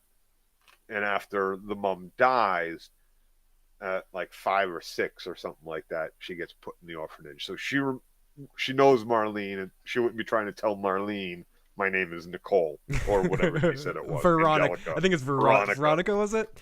Yeah, whatever it was. That sword is massive. Yeah, it is. That's what she said. Thank you. Well, that's what she said, Joe. They call it Long Claw. Oh, yeah, they do. No, literally, it's loincloth. Yeah, yeah, no. I mean, yeah, it's the old bear gave it to him. So like literally, the old bear gave it. Yeah, Bella Ramsey's Yeah, uncle. grandfather gave me that shit. Grandfather. Sorry, grandfather. No, it was uncle, right? I think it's her uncle, but great uncle. No. The Jorah's her uncle. Right. So Jorah would be. So yeah. So it's a great uncle. Her grandfather. No, because if Jorah's her. Well, no. Jorah's her uncle, which means okay, one of her so they're parents both is a sibling is also of the Jorah. sibling. Okay, yeah, duh. So anyways, for a second I was like, did they change her name? Don't be hard on me, Joe. My brain's not quite with it. I don't get Okay. No. I don't get with Marlene would sacrifice with her. She was born after the outbreak. That has a weird perspective. Hardcore drugs, not a joke. And that's another thing. Someone asked, could Ruth from the Ozark played Ellie? No. She's too old. No. Obviously, No. too old. Way too old. Could she have done it if they decided to have made this 10 years ago? Probably not, because she was still too old. Because what? Ozarks was like started 5-6 years ago. 6 years ago now. They would have had to make this 10 years before the game came out. Yeah, for her to have done it. And I know some people were talking at a time. I remember years ago, Maisie Williams being in talks for this role. She even though she's still only 4 feet tall, she looks a little too old. Yeah, she looked too old. Young Arya. I mean, you could probably see young Maisie Williams doing this role. Yeah. Absolutely. Like Hound Arya, Maisie Williams year. Like what's his name? They all say the character was modeled after what's his name there from Umbrella Academy. Yeah, yep. Juno. And what's that? Juno. Yeah, and if they had made this back then, he would have been obviously the perfect. I mean, they cast. Yeah, that it's like the character was. It's when you write wasn't modeled after her. Right. Yeah. It's like sure Elliot Page. Yeah. It's like sure the character wasn't written. Like sure Zap Brannigan wasn't based on Captain Kirk. Yeah. Like sure whatever. Sarah straight up buys. And sure the guy that's doing that voice isn't trying to do. Yeah. Bill. Oh yeah. The guy that got killed by Phil Hartman. Phil Hartman's Lionel Hutz, yeah. Yeah, exactly. No, originally that was written for Hartman. And it was him. Originally in the first season. No, he never quite made it. He did record some lines for it, but they didn't. They eventually replaced it all because he had died before this season was in full production, unfortunately. Because I would have loved to see Hartman's take on Zap Brannigan. I mean, it wouldn't have been much different, but right. but it still would have been Hartman, and I think that to me that marks the end of the greatness of The Simpsons too. As much as Simpsons had a few good episodes afterwards, when Phil Hartman died and they started replacing Lionel Hutz with Gil and no, that's what I meant. Lionel Hutz was Phil Hartman. Yeah. But yeah. Anyways. No, I didn't mean Zap Brannigan played him. Okay, Zap Brannigan. But he was supposed to play Zap Brannigan. Yes. And Xena Warrior Princess could have done it. And but anyways, so Joel comes home. That's a good discussion as to who, like, after this season is over, after a few more episodes would probably be a better time to really discuss who you would have cast. Because I think when it comes down to it, hopefully they cast them. Right. Hopefully they're the right people. Who we would have cast, because it's going to be that good. Right. Hopefully. And that's the thing. Hopefully we're not having this conversation later, and it just thank you, Iron Throne. Okay, so after school, Sarah gets the watch repaired, and let's take a pause for a second and listen to our good buddy, The Walking David's voicemail here. This is from David. Bill, Joe, what's going on, you guys? Hey. What's up, motherfucking chat? How you guys doing? Gotta say, first episode, very, very good. The girl who played Sarah, like you guys were saying, I mean, she fucking killed it. She really won me over, and I was really sad to see her go, because I was like, not to knock this Ellie actress before she even gets a chance to show her stuff, but my first thought was, I'm just like, this Ellie actress is not going to be able to outdo this performance, you know? And I don't know, it was just super captivating the way that they kind of did that Dawn of the Dead, like seeing things slowly fall apart kind of in the background, the police, you know, hearing things on the radio and chatter and you better get home and all that stuff. I thought that shit was executed perfectly. I love the fact that they started running the fuck over people with their truck like almost fucking immediately, because it's exactly what I would do. Kill The more of moment them. somebody who has a bloody mouth is running at me in a white t-shirt and they're just drenched in blood, it's like, I'm fucking hitting you with my car. I'm not stopping for shit. And my wrench. And it's just like, I just loved every aspect of that. Not sure how I feel about the whole Ellie thing, but what I'm really excited for are the visuals and the different types of zombified, fungus-ridden creatures we will get in this. I think there's a lot more variety in this than is in The Walking Dead. I think they were jealous of that, and I don't know. I'm just super, super excited. Hope you are too, you guys. I'll be in the chat. Peace. Dude, David, thank you. Walking David, great fucking voicemail as always. And that, I agree. The driving over people, I would have driven over more people. I almost wish Joel was driving because he was like pissed that his brother wasn't driving over more people. You don't drive over more people. You do not want to drive over as many people as you can. Oh yeah, you with the fungus. Avoid as many the of funguses. them as you can. Yeah, this is different. Yeah. You do not want to ruin your truck. Yeah, exactly. That's true. Right. And if you hit enough people, your fucking truck ain't gonna be. Yeah, I've played Grand Theft Auto. You're right. I played Grand Theft Auto enough to know that you can't hit people forever. Drive into 200 pounds. Keep driving into 200 pounds into your. You know, it's Fandom do a lot of D things. Saint. Thank you for saying it because I couldn't place it. But you're absolutely right. Still surprised no one mentioned that Sarah looks like a younger version of Maeve from Westworld. She does kind of look like that actress. I didn't place that, but I was wondering why she had a familiar. Is Maeve Thandie Newton? Yes. Who Gridlocked, yeah. Oh, which is amazing to see her later because I didn't place the pieces. One of Joe and I's sneaky favorite movies is a movie with Gridlock with Thandie Newton, Tim Roth, and Tupac Shakur.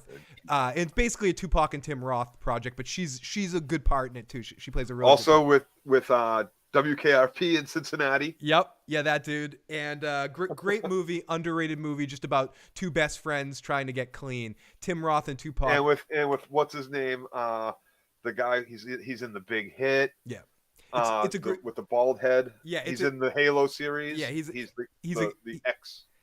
I believe he lives on the asteroid. Yeah, great. Bokeem. Great. Bokeem something. Great movie if you haven't seen it. Okay, so Joel comes home late. Sarah still surprises him with a repaired watch in a movie that she loves. And Sarah went to the neighbors to get I forgot to mention, Sarah goes over to the neighbors to borrow a movie and get some cookies. And I mentioned this a few times, but the creepiest scene of the entire episode, Joe, was the scene that she's picking out the movie and the old woman from behind is like making the faces and turning and having like a schizoid embolism and moving into there. It's down in WKRP in Cincinnati. Okay, so Joel comes home late eventually. Sarah still surprises him with the repaired watch in a movie that he loves. She very cutely falls asleep on his lap. So Joe, this is where the game starts. Essentially in this scene when she gives the gift, and you're muted right now. Yes, only they're sitting on the other sides of the couch. Oh, they flip the sides of the couch. They flip the side, and she falls. Yep, they flip the sides of the couch, but they are watching television, a movie, and they fall asleep on the couch, and he puts her to bed.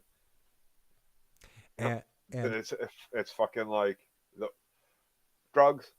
I sell hardcore drugs. It's great, dude. Awesome. Dude, the watch, the broken watch that we see it later, it's broken, right? It looks exactly like the broken watch in the game. I was like, holy fuck. Even that looks exactly this. Like, they were like, no, the crack is wrong. Do it again. Like, how many watches did they go? Yeah, they send it back to the prop department. Have you played the fucking game? Like, yeah, this don't look like the watch, man. Make it look like the fucking watch. Have you played the fucking game? How could you live in the air? Like, isn't the the molds, spores, toxins, and molds and fungus all in the air? Like, Right, and then so they changed that. They took that out of the game, out of the Probably smart from a narrative standpoint because it lets you play a little bit more in the real world. Okay, so Joel comes home late. While they're watching the movie, Sarah falls asleep, and Joel receives a call from Tommy, who's in jail. Joel leaves. This does not happen in the game. This doesn't happen in the game? This call does not happen in the game. There's no call from Tommy. So Joel just leaves for a different reason? We don't know. We don't know what it. Okay, because she like the next after they fall asleep on the couch, the next thing we know is the alarm clock, and she's waking up in bed. Oh, okay, so she's waking up and looking for him, and then we're in the zombie apocalypse. Yep, and she hears like she goes to his room, nothing. The TV is on in his room, and like there's a news story going on the TV, and outside the window you see an explosion, and then a half a second later, because she's watching the TV, you see it on the same explosion on the TV. And then she goes downstairs, and then she gets downstairs. You see a bunch of cop cars through the big window in the front, speed by down the road. And then she walks into the kitchen, and she finds a little note. And then his phone is on the counter, and it's just buzzing away. And it's Tommy, where are you? Where are you? Call me back. Blah, blah, blah. And then she goes into the den, and nobody's in there, and then he comes running in from outside. Now, and you basically said no jail part in the game. Ian says that's his link to Star Trek Discovery with the time traveling with the speed fungus. You don't give Discovery season 4 any ideas. So as Joe said, this is a scene 100% taken from the game. In the whole scramble, Sarah runs outside where she eventually finds Joel. That's not in the game. Okay, so she doesn't leave the house. She never leaves the house. In the show, she eventually runs outside where she finds Joel and Tommy. An infected neighbor runs towards them, but Joel kills them. The trio gets. She doesn't find Joel and Tommy. She's outside, or that's what I'm. Well, she goes outside and she with the dog. Right, the dog. She goes to the other person's house, and the dog tells her to stay away. In fact, again, Joe, the dog runs the fuck away, pulls out of its collar and runs the fuck away. None of that's in the game. Smartest fucking dog there. So eventually they get into the truck, and then when they're driving the truck, you've said this a few times. Fucking game. Oh, perfect. Like, dude, the camera angles, the everything from this moment when after they run over the person in the street. Do they run someone over there in the street? I think so. This is a scene taken 100% from the game, and the whole scramble, the truck. Yeah, it's just from that moment on, like down the street signs, take a right onto, we're going to 70. Pah! The house on fire. That's Jimmy's farm. Yup. Only it was on the other side of the street, not on that side. Maybe not. The people were on the right side of the street. They left them. Yep, in the game too. Oh, no, we got a kid too. Keep going. Keep driving. They Don't got a pick kid. those fuckers up. Right? I love that. I love how Joel was just not giving a fuck about that. He's like, we are not stopping. And the whole scramble, eventually the car does crash, though. They go off-roading. They do a really good job in this scene showing how locked in they are, how really trying to escape in the situation is moot. They just can't do it. They keep trying to go around, find a different. A lot of those places out west, there's one way in and one way out. Yep. Like, dude, we want to get out of the area we are, Phil. Have fun if you like. We're not getting out of 128, 95. We better steal a boat. Log jams. We better steal a boat. Dude, steal a boat. You know how many people live in this area? You know how many boats there are? Everybody's going to be stealing a boat. Hey, we got to be fast. No, what we got basically sit tight in your own fucking house, kill anybody that comes to it.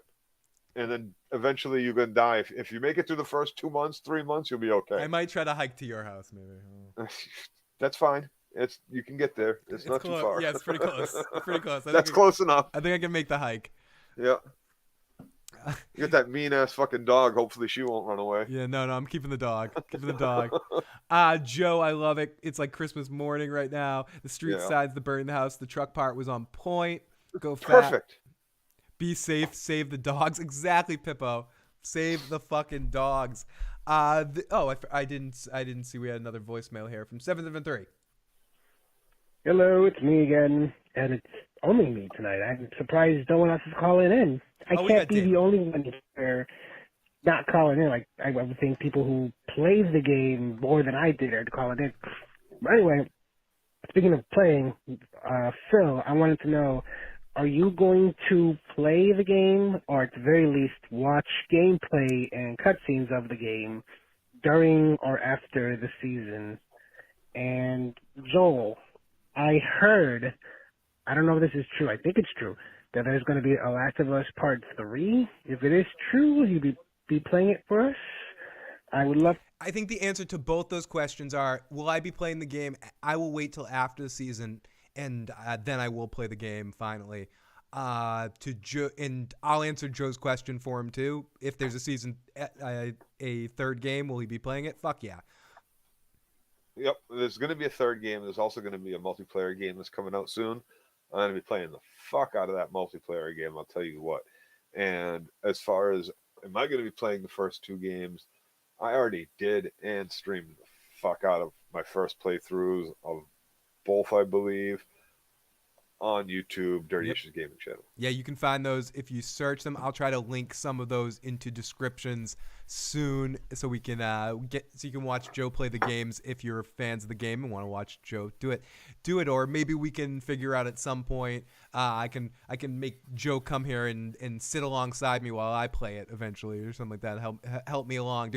I'll do that, Phil. I will sit next to you and watch you play the entire game every minute on live YouTube if you play it on my account on grounded mode your first time through. Oh my god, that sounds horrifying. Every second has to be grounded mode. Okay, I will sit there with you. Should I make you play some Elden Ring or something like that, and watch you die repeatedly on a boss, like throw you in the tough mode, throw you against Melina or something like that in hard mode? I even did it on Witcher, toughest modes. Every game ever. I know you play games for keeps.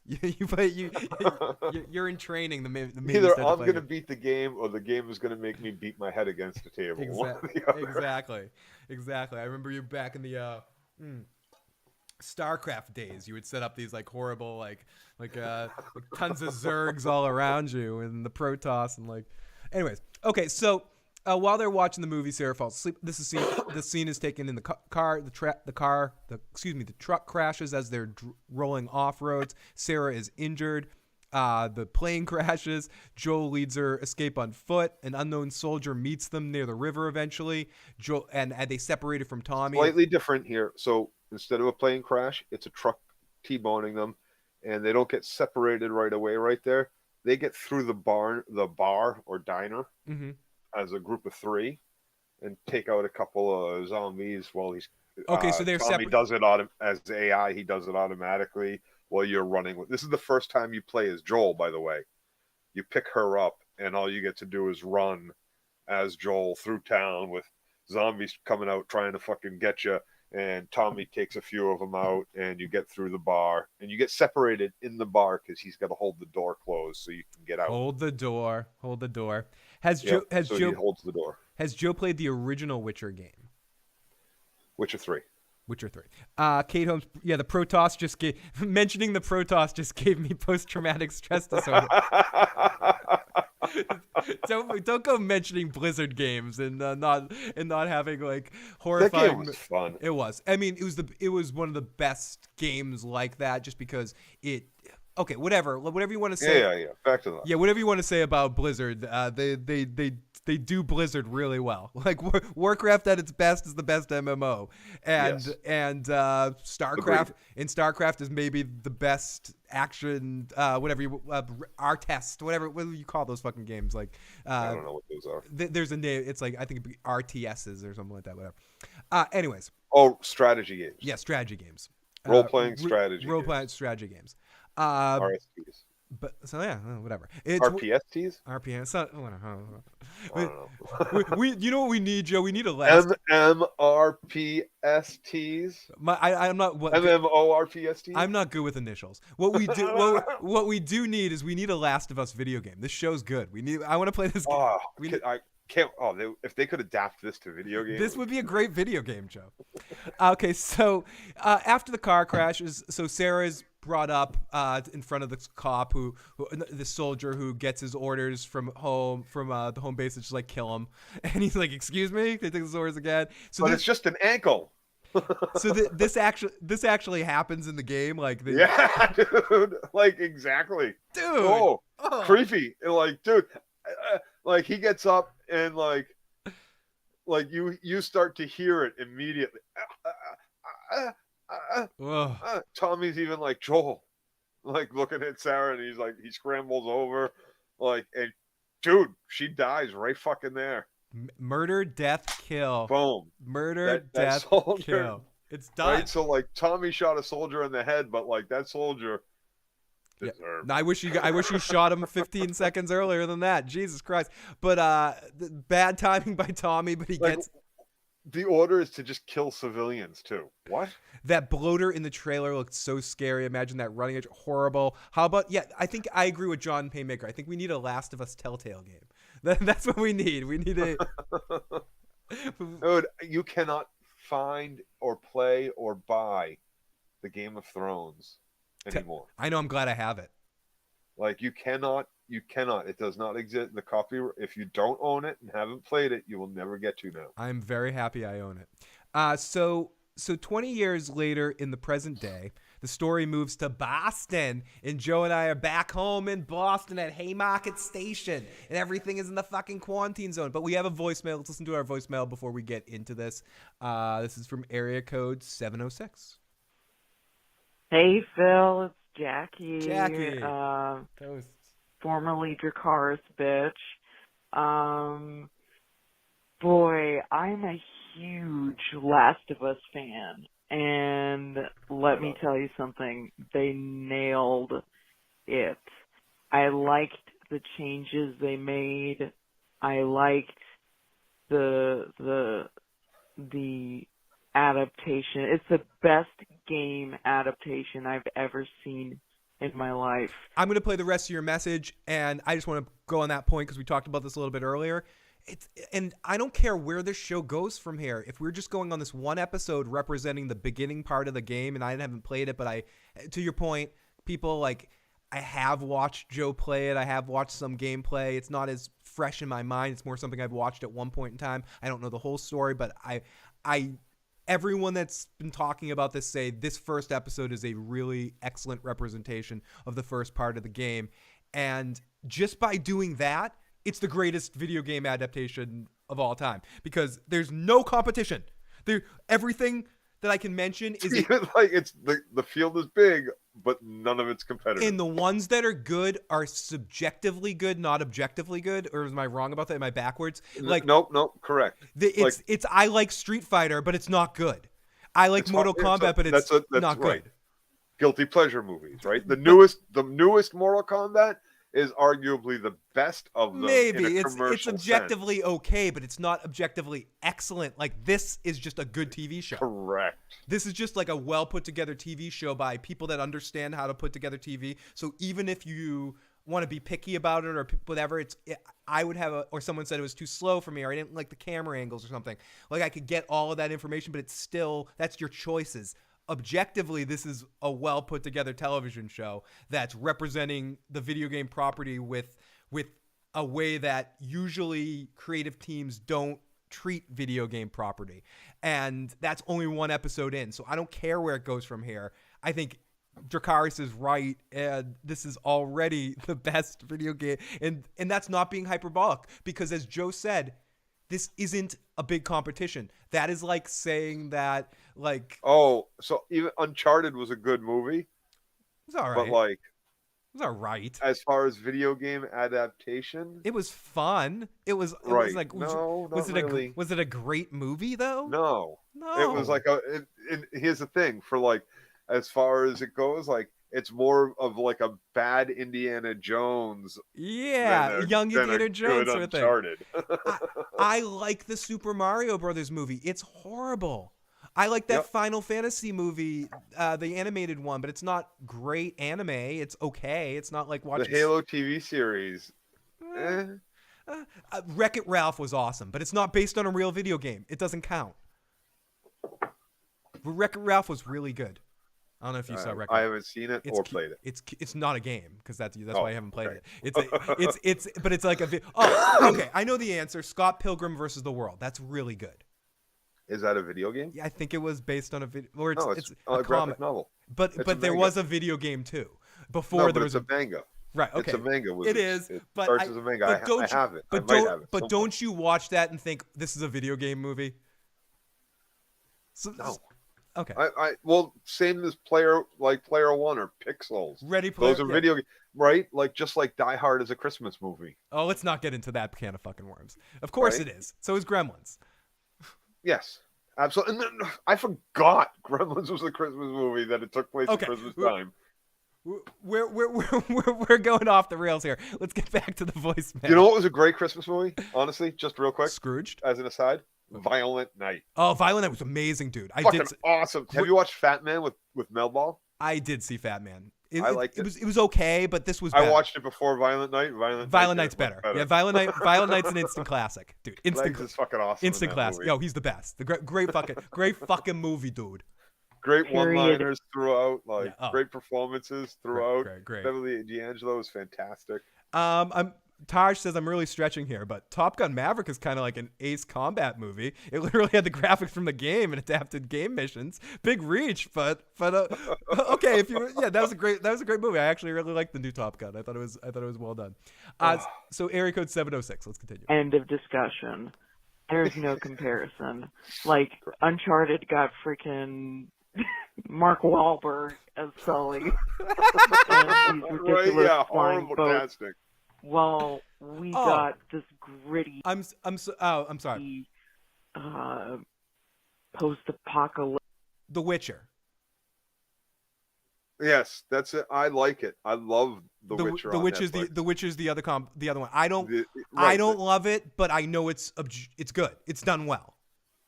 So one of the things I really liked about The Witcher television show was the way they did the time. Yeah. And made those timelines eventually. I thought I can't hate on anyone that likes it because I don't think it's bad. It's just what didn't click with me. Yep. So this is an example where I'm saying I subjectively don't like The Witcher, but I objectively think it's a good put together program. People aren't going to like this because I don't like zombie shit. Yeah, or just Pedro Pascal fatigue maybe or something like. Right. Or some people will or they don't like the camera angles, or they don't like the music, they think it's slower or something. Like people will find things not to like about this, but it's still a well put together show. Just like the creative team did The Leftovers, and that was a well put together program too. And I can feel a similar energy to it. Anyways, let's continue with this voicemail. World. You talk perfect, Jackie. Stop. I pause and like to talk to you while like in the middle of your message. Right. So it makes it more fun for us. Where the world's just gone to shit and here this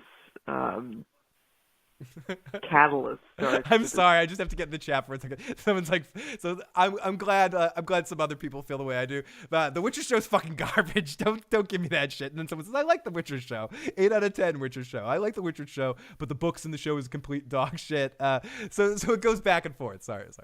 This journey for this first season, you're in for a ride. It's really good. Banger of a first episode. I can't say high enough praise for it. Pedro Pascal is Joel, and Bella Ramsey is Ellie. They are their characters, and I forgot the actress's name, but Tess, Marlene, they're doing great jobs. I can't wait to meet the rest of the Offerman, the cast. Nick, yeah, because that'll be interesting. And the ending, I think, will break the internet. and Nick you were talking about Nick Offerman. I don't know what he plays in this, but whenever he's in something, he's amazing. So I'm like really excited to see his character and how he's fitting into the story. I know that before Joel went out, we have that line in this episode that there's raiders and slavers and rapers and kidnap. Like there's a whole bunch of horrible shit. Oh yeah, but Tommy's safe. But yeah, but Tommy's safe. Yeah, but yeah, don't worry, Tommy's perfectly safe. That was a fucking horrifying scene too, just to think about this world. We got a lot of Mayor Joe Hales out there. I bet Ellie declares herself in the King of the North. I think that's the. Is that the problem with Ellie for me right now, Joe? I still see her as I want her to be in the accent. Go, oh, I don't. Well, it's the only thing you've seen her in, Joel, right? I won't follow you because your name isn't Stark in the North. Like I want him to scream. You're from you. Unless you watched whatever that movie was that she just had. She did, and out. I heard she was really good in whatever that movie was. Right. Then pretty much probably the only thing you've ever seen her in is her like 3 scenes in Game of Thrones, or 4 scenes, or like 4 lines. Slim says, which was from like almost 10 years ago. Slim says Nick Offerman as Bill might be the best casting in the entire show, as a little preview for Nick Offerman's Bill character. So we shall see that. And again, I feel like They could have used the same guy. The guy that plays Bill in the video game is an actor that's been in lots of shit. You'd fucking recognize him. Like I'm watching the game. When I'm playing the game, I'm like, I recognize this guy. I'm pretty sure I know this guy. And then when I watched a little bit of the making of afterwards, I was like, oh, of course, that's him. Wow, okay, they just made it him. And Joe, I do not in any way, shape, or form want to, what's the word? Like be unnecessarily hard and come off like I'm not feeling Bella Ramsey right now or something like that. I don't think we haven't had an episode or a moment to have her do her thing yet. So it's to be determined. No. And correct. So, it would be like if they had ended the show at the birthday party, which was about an hour, maybe close to like 45 minutes. I wrote down, she came in at the 45-minute mark. Well, if they had ended it like at, when Sarah gets shot, right, it would have made it an episode of mostly Sarah, right? Going to school, getting the watch, doing this, watch the neighbors, all this stuff. And we would be sitting here saying, I don't know about Joel as Pedro as Joel, because we really only got like 10 minutes. Right. And we essentially only got 10 minutes of her as Ellie. And that's what I'm saying. It's TBD for her. I think her chance to shine will start probably episode 3. Now, did any part of you, we're glorifying, and that's to be fair and to even it out on what we're talking about with Bella, because we just don't know yet. So to talk about it on the other side, I want to give Troy Baker some flowers, because I don't know him from this game, but I know him from other things, and I know Troy Baker is probably the top, if not number one, in the top 2 or 3 voice actors in the world performing this role. Is there anything about Troy Baker's Joel that you missed or that you hope that Pedro brings out of it, or do you like this representation 100%? Is there anything about Troy that you're missing in this role, the voice at all, or anything? So there is, like you said, when they announced the casting straight out, I thought my immediate impression was, I love Pedro Pascal and everything I've ever seen him in. I don't know if he can do this. I don't know if he's going to be able to replace what I have as Joel from, playing the game so much, and like the character is that character. He looks a specific way. He's got to have that brownish hair, that brownish brownish leather coat that he had on. Like he's wearing a backpack when he crawls underneath that bus, if you noticed, right? He's got a backpack on almost the entire fucking game, right? Like, and then I started thinking, and that's just it. Like, a lot of what you see of Joel is from the back, unless it's cutscenes, right? So there's not too much. It would just be the voice. It's the voice. It's Do you like Pedro's accent? Do you miss the? I don't miss anything. I'll tell you what. Right now, as far as I'm concerned, The Red it Viper has warmed up, charmed you. The Red and Viper has charmed you. I had enough time to like psych myself up and get over the fact of, listen, I like Bella Ramsey's and Game of Thrones. I fucking shit when she fucking stood up and said King of the. I know some people didn't like that. I was like, fuck yeah. I was jumping up for King of the North too. Fuck yeah. Yeah, me too. Good job, little girl. You fucking fantastic little The bear. only problem with her on Game of Thrones to me was not her fault. It's when they have her like go up against the white giant in the final battle, and the giant like brings her up to the brings her up to his face, like instead of a white like crushing everybody, like grabs her, brings her like this close to the face, right, and then she stabs it in its eye, and then with the scream. Like, yeah. But that wasn't her fault. That was written stupid, and she played the hell out of Yep. what they gave to her. Yep. So I'm not blaming her for that. That's Dan and Dave 100% in what they wrote there, which was kind of ridiculous and stupid, and made the Walker act out of character to give her a big moment. That's fine. That's not an actress's problem at all. Yeah. But I loved Pedro and everything, so I had enough time to get over it, and I got over it. And by the time the show started tonight, I wasn't even thinking about whether or not they were going to be able to pull it off so much as just enjoying what the fuck I was watching. 100%. And I said I had that one moment of like, really, Bella? That just didn't look right. Directors let that slide. Let's hope it's for these reasons. Yeah, let's hope it's just for those reasons. And like with the Joel and him playing, yes, there's so many other actors. A couple people, David mentioned Viggo Mortensen. A couple people have, I've heard the Hugh Jackman thing a couple times too. I've heard him mentioned for the role. I think anyone, all those people are excellent actors and probably would have done great performances on Joel. I think Pedro is the casting of Pedro Pascal is very smart. Who'd you say before Hugh Jackman? I like that. That would have been a good casting too. The Walking David said Viggo Mortensen. Well, they kind of The Road. Yeah, totally. Right, like that movie's kind of Viggo did it. Yeah, he once. did, and he parts does, of it, right? Like he would have been awesome in that role as well. But Pedro's very. I mean, he's one of the. Like I was saying, 2 or 3 hottest actors on television in these big high-profile roles, and finishing off a big role with The Mandalorian in the final season. It was on. I mentioned Narcos a bunch of times, but Narcos was a huge series, and he was a huge part of that. Obviously, his big part in Game of Thrones. Like getting Pedro Pascal as the lead for your series, not only as an actor, he brings in a lot of eyes right now because he's very, very hot on the castability scale. So I think if Kenneth Michael Williams was still alive, I'd want him to play the role. I love Pedro. It would be very cool to see him do more. Everyone needs more Nick Cage in their life. Yeah, Phil is Joel. Joe is Tommy. We could pull that off. Joe and I could figure that out.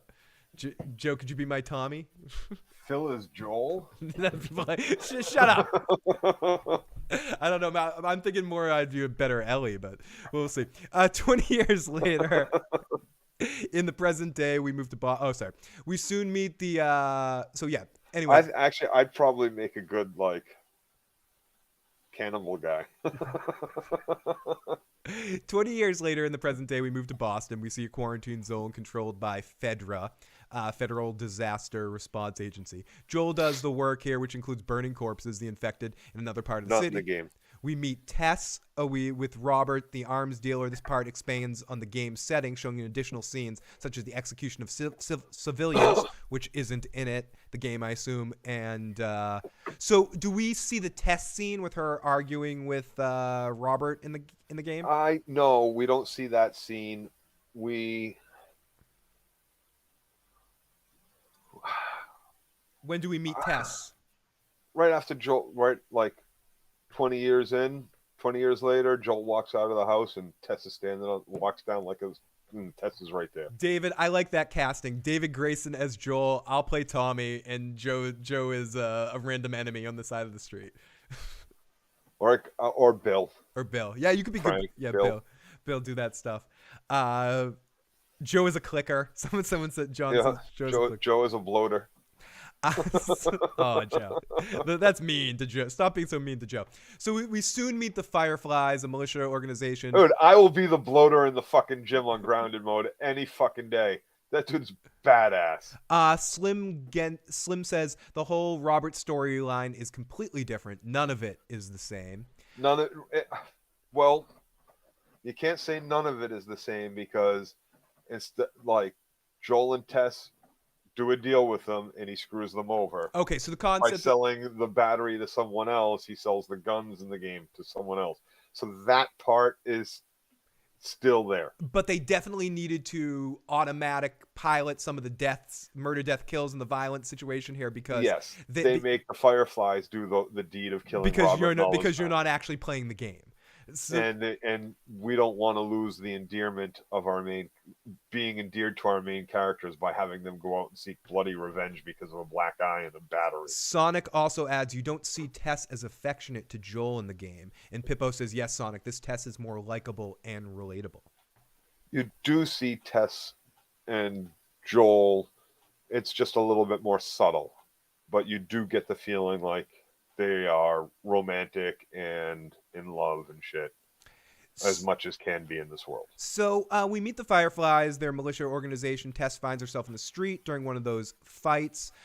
She smart. This happens, but Joel is with her when this kind of happens. They're about to go through the gate to go meet up with Robert. Does he get taken too, or he gets away? No, they both run to a shelter and they meet a guy and they go through a tunnel and they gear up. So and then they go after Robert. Joe, right around this time is when we finally meet Ellie, a teenager held by the Fireflies. Marlene, a leader of the Fireflies, plans to smuggle Ellie out of the quarantine zone. Question, Luna asks, but do we want the show to be exactly like the game? No. As we were saying earlier, Joe wants it to be good. He doesn't care if it's exactly like the game or not. It's just we like to point out the times when it's a little different. And I'm fanboying over the times that aren't. I'm like, oh god, yeah, that was did you exactly see this? the same. I remember how I felt when I saw this the first time. Oh. So, how did you like our introduction of Ellie? We've been a little whatever, not as good as it could have been for you. It's a little different. Is she uncovered? Is she uncovered the same way? Is she being held at this point? No, not held. So we don't get any of that being held, being chained up Ellie shit. What we get is when after Joel and Tess kill Robert and know they're not getting the guns, they just know that it was sold to Marlene and the Fireflies. So they're like, all right, now let's go find Marlene. And they find Marlene with a bullet hole has been shot by the Fedra. And Marlene is like, now that I'm super hurt, I can't get her to the people that are going to bring her. So you got to get her to the state house to drop her off instead of me. Ooh. And she brings them back to the apartment. And when the door opens, Ellie jumps at Joel with the knife. And Marlene is like, stop it. Wait, stop. And so that generally plays out similar but different. And Joe, similar but different. Yep. Joe, we have the most important question of the night. Joe, will you quit this show if Ivar the Boneless shows up as a character? As a character, yes, but not as an actor. Right. Like if they can figure out a way to have Ivar actually come in the show, you're not going to blame the actor on the character, right? So I'll give the actor another chance. It was just bad. At that point, I just thought it was all bad writing, and the actors couldn't handle it enough. One of the only times Joe's quit. So after meeting Marlene and Joel, Marlene offers Joel and Tess anything if they will smuggle Ellie out of the quarantine. Is this similarly done as well? Marlene? It's not offering them anything. It's giving them back the guns that Robert sold. Okay, so again, it has more to do with the guns rather than getting a car. And in this situation, it has to do with basically getting the truck working so that they can, no, because they only have to get her to the state capitol building. That's it. Okay. So, but actually they're saying that they're going to get a military vehicle for doing this or some sort of, he's doing this for a vehicle. For one of their trucks. Luna says, hey, I like Ivar. You can't infect me. I'm Ivar the Boneless. Vikings wasn't good, says Dragon King. Not at the end. No, not post Raggy. It gets bad. So So anyway, so to continue, I was about to play my Ivar the Boneless song. No one wants to hear that. So no one wants to hear that damn song. That's even the worst song I ever wrote too for one of these things. It's just bad. There is a man in the Viking age. Yeah, it's just stupid. With a boundless rage. Shut up, Ivar. Covered in blood. Makes his enemies weep. Yes. And his brothers. Because this acting sucks. Yes, this song sucks. The boneless. Ivar the boneless. Yeah, the worst song I ever wrote. Probably the worst song I ever wrote about Ivar. Okay. Anyways, so let's continue. After I've alienated everyone with my Ivar the Boneless song that I just wanted to get to that chorus. I didn't know how to do that. Ivar was a good character. Stop it, you assholes. Stop it. We'll stop talking about Vikings now. We don't want to alienate anybody that might be Ivar fans. So Joe's getting tired talking about Vikings. Okay, so let's continue. Joel, they want to smuggle Ellie out of the quarantine. Joel is not happy with the proposal, but there's no other choice. He's fucking gross. He's fucking disgusting. Everyone heard That's what Vikings does to me, man. Everyone heard. What makes your ass blow? Joe fucking farts next time we talk about. I came through on the mic. You did. No, of course it came through on the mic. You fucking disgusting motherfucker. So. The reason why they call me Dirty Locks. Yeah, man. Jesus. It's not. I think everyone could hear that. In the live chat, put the thumbs up if you can hear Joe's farts. Absolutely. Rewind that. I even leaned over for it. Let's get that loop. I know what I'm clipping from this episode and releasing on this small clip. Okay, so Joel's not happy about this proposal, as happy as Joe's ass from blowing that gas. And we talked a lot about this scene earlier, so we don't have to get too much into this. We got a little interaction. We got our first interaction with Joel and Ellie, where she tries to stab him and he kicks the knife out of the way, and he calls her an asshole. She calls him an asshole, and they have a little Oscar and Felix thing going. He kicks her right in the fucking teeth. Yep. What'd you say, little girl? Talk back again, motherfucker. Say what again, motherfucker? So, and Tess accepts it. So Joel, Tess, and Ellie go out of the apartment, where Joel and Ellie wait while Tess tries to figure out how to get out of town. This is our first Joel and Ellie one-on-one. He just goes to sleep, and this is the same. Basically,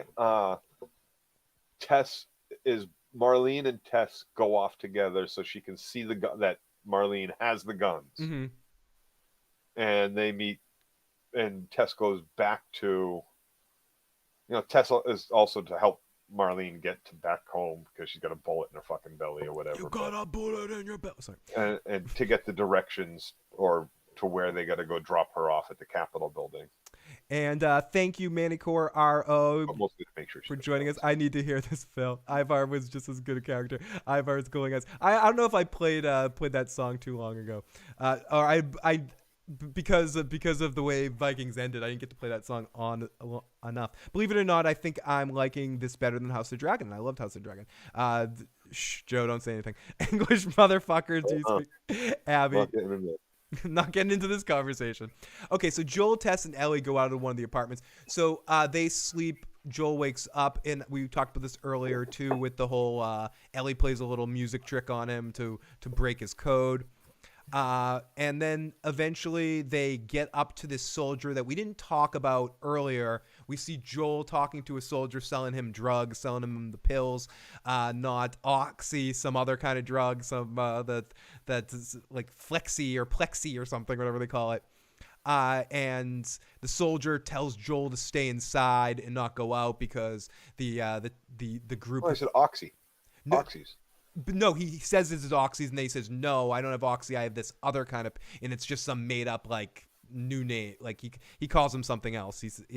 I have it written down from earlier. If you watch the episode again, he says you have oxys, and Joel goes, no, I have X's, whatever he says. I have plexis, I have zissies, I have something. He says not oxys. I forget what they're called though. So, and the pills are for sleeping, and then they have a little joke where he's like, they're only producing guns and pills right now. Pills in Chicago. And, or Atlanta. wherever it was. And so we bump into that guy later in the episode. Hydro, that's what it was called. Thank you, Kyle. He says, he goes, do you have oxys? And he goes, no, I have hydros. That's what he calls That's right. them. Yep. So thank you, Kyle. I couldn't remember what it was. And I will be watching it again as soon as I'm off. Exactly. You're like, can we watch end this so I can watch this fucking shit again? So Joel knows this dude from the deals that they made, but he's unwilling to let them pass. He's like, I'm gonna go by the rule set, and he goes and gives each one of them a test. The two of them pass with no problem. He goes to Ellie, and Ellie immediately.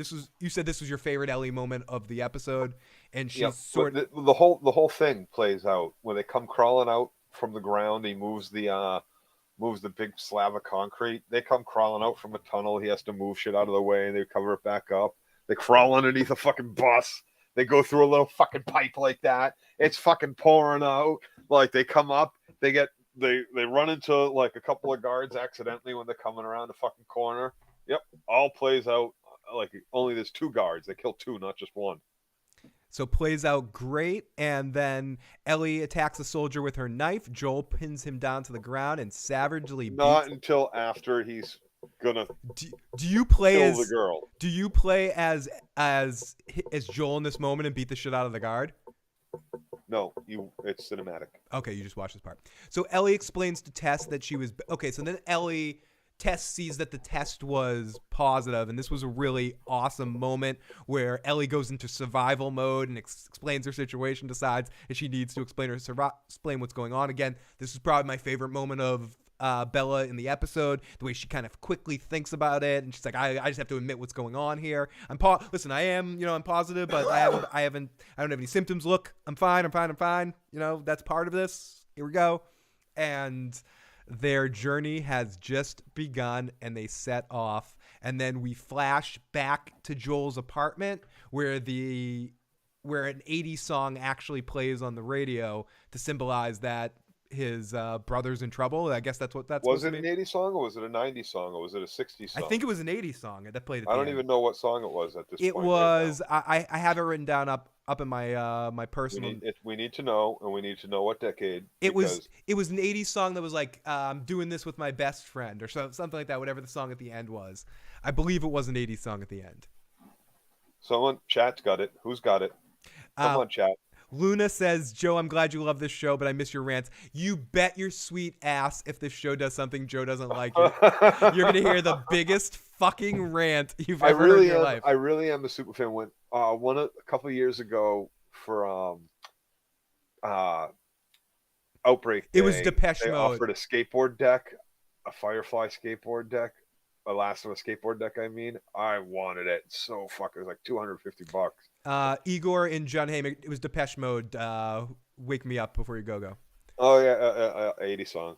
Absolutely. Or take a ride with my best friend. It was a Depeche Mode song. It was goth Depeche Mode. But trust me, you will be getting a Joe rant if he does not like what is happening in a particular episode. Or if we got. I think, is there anything else that we haven't talked about in this episode that you wanted to talk about, Joe? But I think we hit pretty much everything. You're very happy with this episode. I am very happy with this episode. I'm very happy with the casting. That was the only thing I was worried about. So they announced that they were making the shit, and I was excited. I've been waiting like 5 years for it. And I tell you, when I was sure Neil Druckmann was 100% involved, and I didn't really watch Chernobyl, but I watched like the first episode. I thought it was good. Yeah, it's another show that, to go to my former conversation, it's a show I know is objectively awesomely put together and checks all the boxes, good cinematography, well fleshed out story, and ended well orchestrated story. Like I know when I watched it, it just wasn't for me. It wasn't. Yeah, it wasn't my kind of show. I remember that shit. I remember watching like that shit live on the news, and I know this wasn't the news story of what happened, but like, It's like if they did a Challenger thing. You're like, I lived through that. Right. Like I remember watching that shit. I was sitting on the big red rug in kindergarten. Me too, dude. First grade, second grade. You were a few grades. Yeah. Yeah, like second grade. I was on the big red rug in second grade watching the big screen TV at the school I was at. Everybody in the school was there. The fucking thing. Yeah, Chernobyl was a great show. Like I think both of us are saying, and even if we didn't watch it or we tried it wasn't for us. It was an amazingly put show. Same with the Leftovers. Another great show. One of my teachers at the time, one of my classmates, you went to school with her as well. She was like a year younger than me. Her name was Olga. Yep. And her mom was from that area. Last name T, right? Yes. No. Yes. Yes. Yes. And I remember when that happened, like she wasn't necessarily the same woman. Yeah. No, absolutely. I remember that actually. Now you say it. I mean, and of course we have personal connections too with other stories we've heard. Or maybe I didn't look at her the same. I was young, I just remember. Yeah, great series, and I think HBO always comes to play with these series. It's tougher to find HBO series that don't do it. You know what I mean? That don't kill it on I've talked about it before. 6 Feet Under, Boardwalk Empire, The Sopranos, The Wire, Oz, it continues, like even with comedies like Flight of the Conchords, Curb Your Enthusiasm, Entourage, if that's your thing, Sex and the City, if that's your thing. Like all these shows are so well put together, produced products. I'm so happy that the Last of Us product ended up with HBO. And then Chernobyl, The Leftovers, like it's hard to find, and even series like the Danny McBride series, Vice Principals and Eastbound and Down are both fucking hilarious, especially Vice Principals because of Walter Goggins. HBO does quality stuff for the most part. Yep. They're more hit with quality than miss. Even like their bad shows are still really like well done. I'm trying to think. Their Carnival was kind of a bad show, but it was still awesome. It just didn't hook an audience.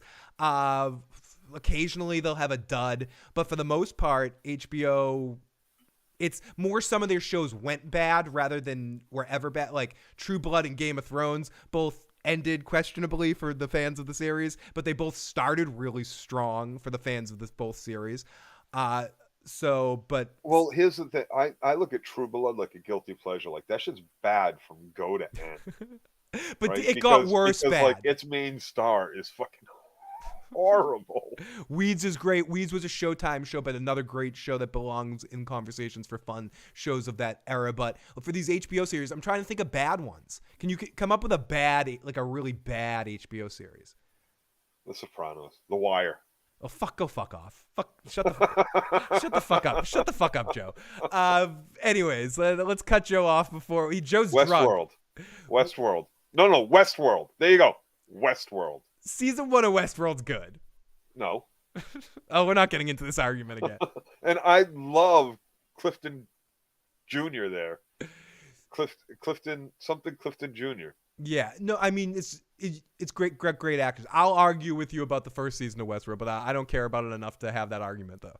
I'm not I'll shut you off. I'll mute you and kick you off this thing if you say something bad about The Wire again.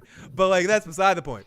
That was a joke. Yeah, I know. I know you were kidding about The Sopranos. People that don't know sarcasm, Joe does not hate The Sopranos and The Wire. Although I don't think he likes the second half of The Sopranos.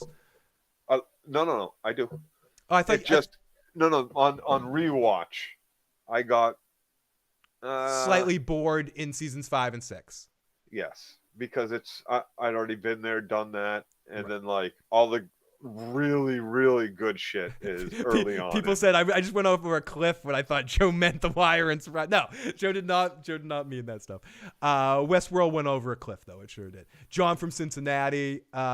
Dexter was a Showtime show, so that we can't blame that on HBO. Right. I was gonna say I couldn't because Dexter I knew wasn't. Yeah, Dexter. Like there's not many. There's not many bad HBO shows, and if there are, they don't last long. Louis. It's all right. Like the first sitcom was really shitty, dude. It was really bad. Like a couple of good jokes here and there, but like canned laughter sitcom on HBO, no, that thing fucking sucked. It's pretty much a stinker. Even though I love Louie and Life of what's her name there? From Better Things. Uh Plays his wife in that show. Flight of the Conchords, I love it, you love it, but I can see lots of people going, that's a stinker. Yeah, no, And it didn't last long on HBO, so obviously, HBO kind of agreed. Big Love was kind of trash. I agree with that. The show about the Mormon show with Bill Paxton. Yes, that sucked. That kind of sucked. That was trashy. I remember Bren really liking that show. Your sister really loving that show. And no offense, Bren, if you're watching this, but like I didn't always love your taste in television shows. And that was one of them that she was like a huge fan of at the time. We got a couple of voicemails here before we call this a night, and we're just gonna start. Someone says Big Love was good. I thought Bill Paxton was good in it, and I thought the actress that was in the movie Kids was good in it, but I didn't think it was a great show. Area code 706. Hey Phil, it's Jackie again. So, I heard you guys talking about Chernobyl and Craig Mazin. I think that's his name, Mazin or Maznin. Mazin. Yep. And also about The Leftovers. I think they were phenomenal shows. And let me tell you something, Chernobyl scared the living shit out of me. Because Europe in particular still has like code enforcement for like their livestock and stuff, and they can't graze in certain fields. And some countries just lifted bans that happened 30 years ago. It's scary as hell. There are places in Chernobyl you can't go for 50,000 years. Jesus fucking Christ. Anyway, the show was ominous and dark. What I saw of it, I agree. It's so crazy. Purely human and character driven too. This is what scared you? The human Pause struggle. that. What scares you shouldn't be what you saw happen then. What should scare you is, do you think it's any different over there now with the shit they got? Yeah. Like, look at the way things are playing out between the two countries involved, Russia and Ukraine. And how they're doing, a war that everybody in the world thought would have been over in 3 days, and they're still using equipment that was made back before fucking Chernobyl blew up in the first place. It's scary. I think so if you think that they don't, that's what should scare you, is that they're still using that shit, and a lot of those people Neil together on The Last of Us, they're really gonna pull this off. I think they showed that with the first episode. I think they're gonna have it character driven, and it's going to be amazing. Yeah, I agree. And Jackie, Joe is the most beautiful girl in the whole damn room. He could be a part-time model, but he definitely has to keep his normal job. A day job. That time model. A couple quick other shows on HBO I just want to give credit to because someone mentioned them. Pippo mentioned True Detective seasons 1 and 3, especially. Obviously, season 2 sucks. But season 1 was fantastic. And I thought season 3 was really good as well. Season 3 was really good. And the other show that is a newer show, but it's funny as hell, and I don't think it gets enough talk, is Barry. Barry is very good. First few seasons I watched, I enjoyed that. It's just a charming show. It's not special necessarily. It's charming. If you like that show, I think you might like Mr. The Australian one. Did you watch any of that? I don't think so. The Australian hitman guy. Fuck. I forget the name of it. It'll pop into your head at some point. Rome. As soon as we're done. Rome is another one. Great fucking show. Season 1. Here is area code 773. One more time. Last message of the night. Hey guys, it's me again. I'm wanted to jump in on the bad HBO shows. The only one I can think of is by these guys called Phil and Mike, Animals, with a period at the end. Animals. I don't really I don't like think I it. saw it. It's an anime. First show was the first season was pretty fun. It was different scenarios every time, but season 2 and season 3 were not so great. They fell out of favor pretty quick. They were complete bull for me. I love when he uses But the beep. yeah, it's the only one I can think of. That is a good pick. Can't wait for season 4 True Detective either. I'm definitely going to cover that on the channel. Jodie Foster does not sign on to do bad shit. I agree with that. Here's the thing. There are a lot of bad HBO shows when you start to think about it. And that's because a lot of the shows might start off strong, but they've only last a season to 3 seasons because they ultimately aren't that good, right?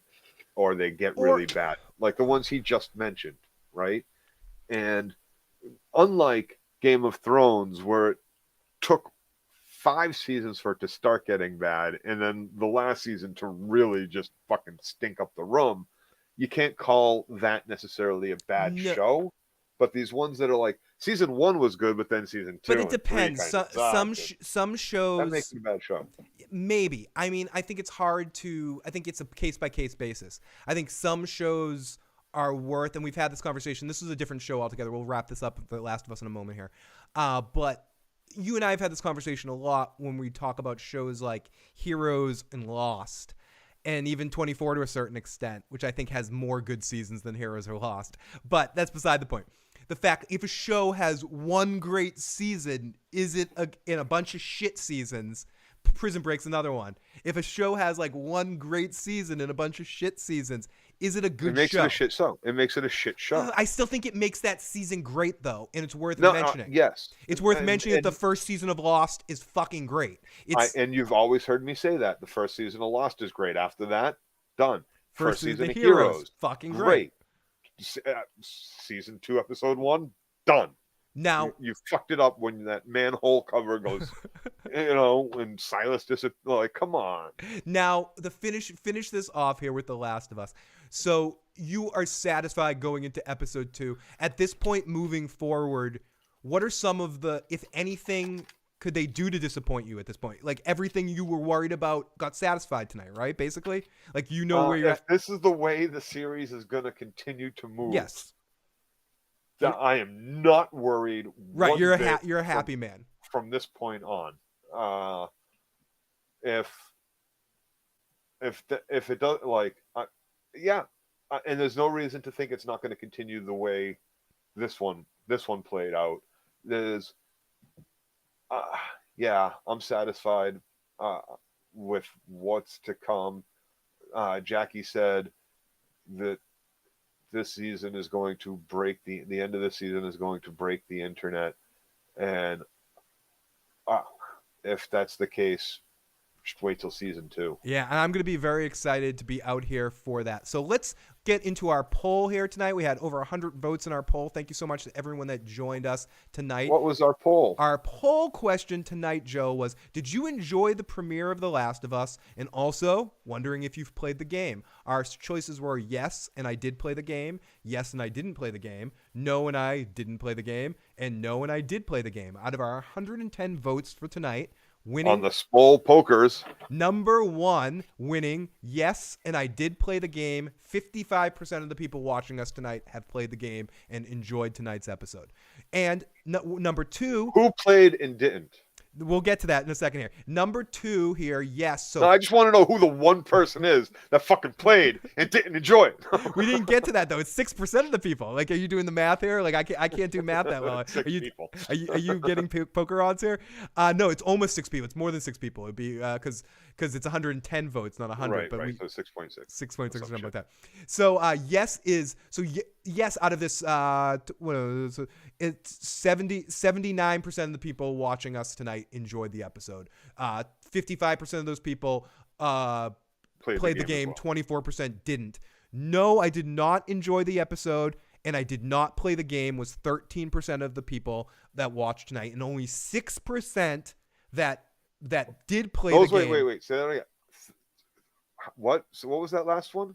The last one is no, and I did play the game. I didn't enjoy it, but and I played the game. That's the least of our list. That's the only 6% of our poll. What's the one before that? No, and I did not play the game. So I didn't enjoy the show, and I never played the game. And that's so your boat, but I didn't like it. How many people? It's 13%. 13%. So 13%. So about 14 people. Enjoy it. You didn't enjoy it and didn't play the game. And hadn't played the game. And 6 people. So out of our 110 people, roughly, everyone does. No, and that's I gotta say that's probably at least half of that 13% just doesn't dig on zombie shit. Maybe, or they're or is done with the post-apocalyptic. Or they're angry shit. Walking Dead fans that want to punish us for liking something. Yes. that wanted... Absolutely. Fucking Grayson did that, didn't he? Yeah, that's Grayson's vote. That's definitely Grayson's vote. Oh, we got Jasmine Breaking Bad with a super chat donation. Thank you so much, Jasmine. Have you seen Nashville? I have not seen Nashville. So I can't speak to that series, but I do appreciate that super chat donation, and I'm going to take a giant sip of my liquid substance for you. I would do a little dance or spin a little wheel, but I'm a little under the weather. I owe you a spin of the wheel, Jasmine. No, it got canceled. I can't change my name. Can't have Dracarys bitch show up in my emails and jobs. I completely understand that. I had a really weird email that from my old rock band that was like Dick something, and when I went to college, I like sent my professor a paper like via email because I was sick or something, and it was and my teacher's like, don't ever send your professor a email from the name Dick Trap or something like whatever it was. and I'm like, oh, I didn't even think about that. She's like, it's my band nickname. She's like I don't care what the fuck it is. I'll give you an F next time you send me from that email. Create a fucking email, change that name. And that's when I became the issues guy. 6% of the people just don't like acoustic guitar music. Joe at least ranted on the poll results, someone said. So one more time. Dude, that music, I'm sorry, but the music is freaking fantastic, and it's not all guitar either. There's some other stringed instrument that motherfucker is playing. And he composed it all for the game. Like, it's fantastic.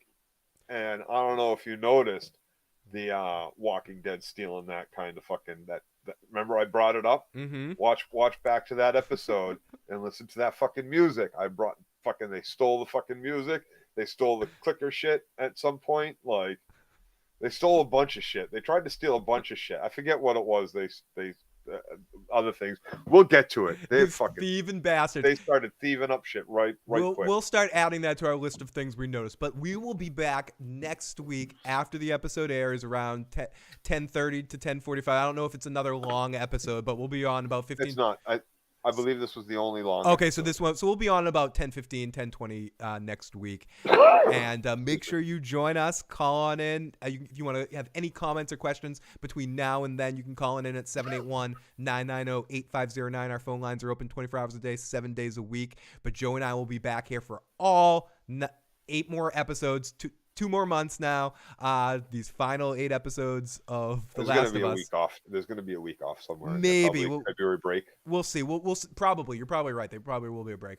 But either way, we'll be here for every week and maybe a couple of bonus episodes of Last of Us discussion along the way, or some short video content that Joe and I can record along the way. We might also have some guests. The Walking David hopefully would join us. Hopefully we'll get the Don Tony Teflon on here on one of these weeks as well. So hopefully we'll get some friends to jump on and join Joe and I a little bit for some segments here. But of course, we at least have you guys in the live motherfucking chat calling on in, leaving your voicemails. Thank you to all of our callers. Thanks to our new channel members and our super chat donators. And most of all, everyone that joined us tonight. And make sure on your way out, if you haven't, hit that like button, hit that subscribe button. Make sure you follow us all season long for all the Last of Us stuff, Joe. Phil Donut Toy says, Phil, don't end. We will be back next week, Toy. Don't do it, Phil. Don't end it. Oh, no. We love you guys. We'll be back soon. Peace. Oh, you know I will, John. Love you guys.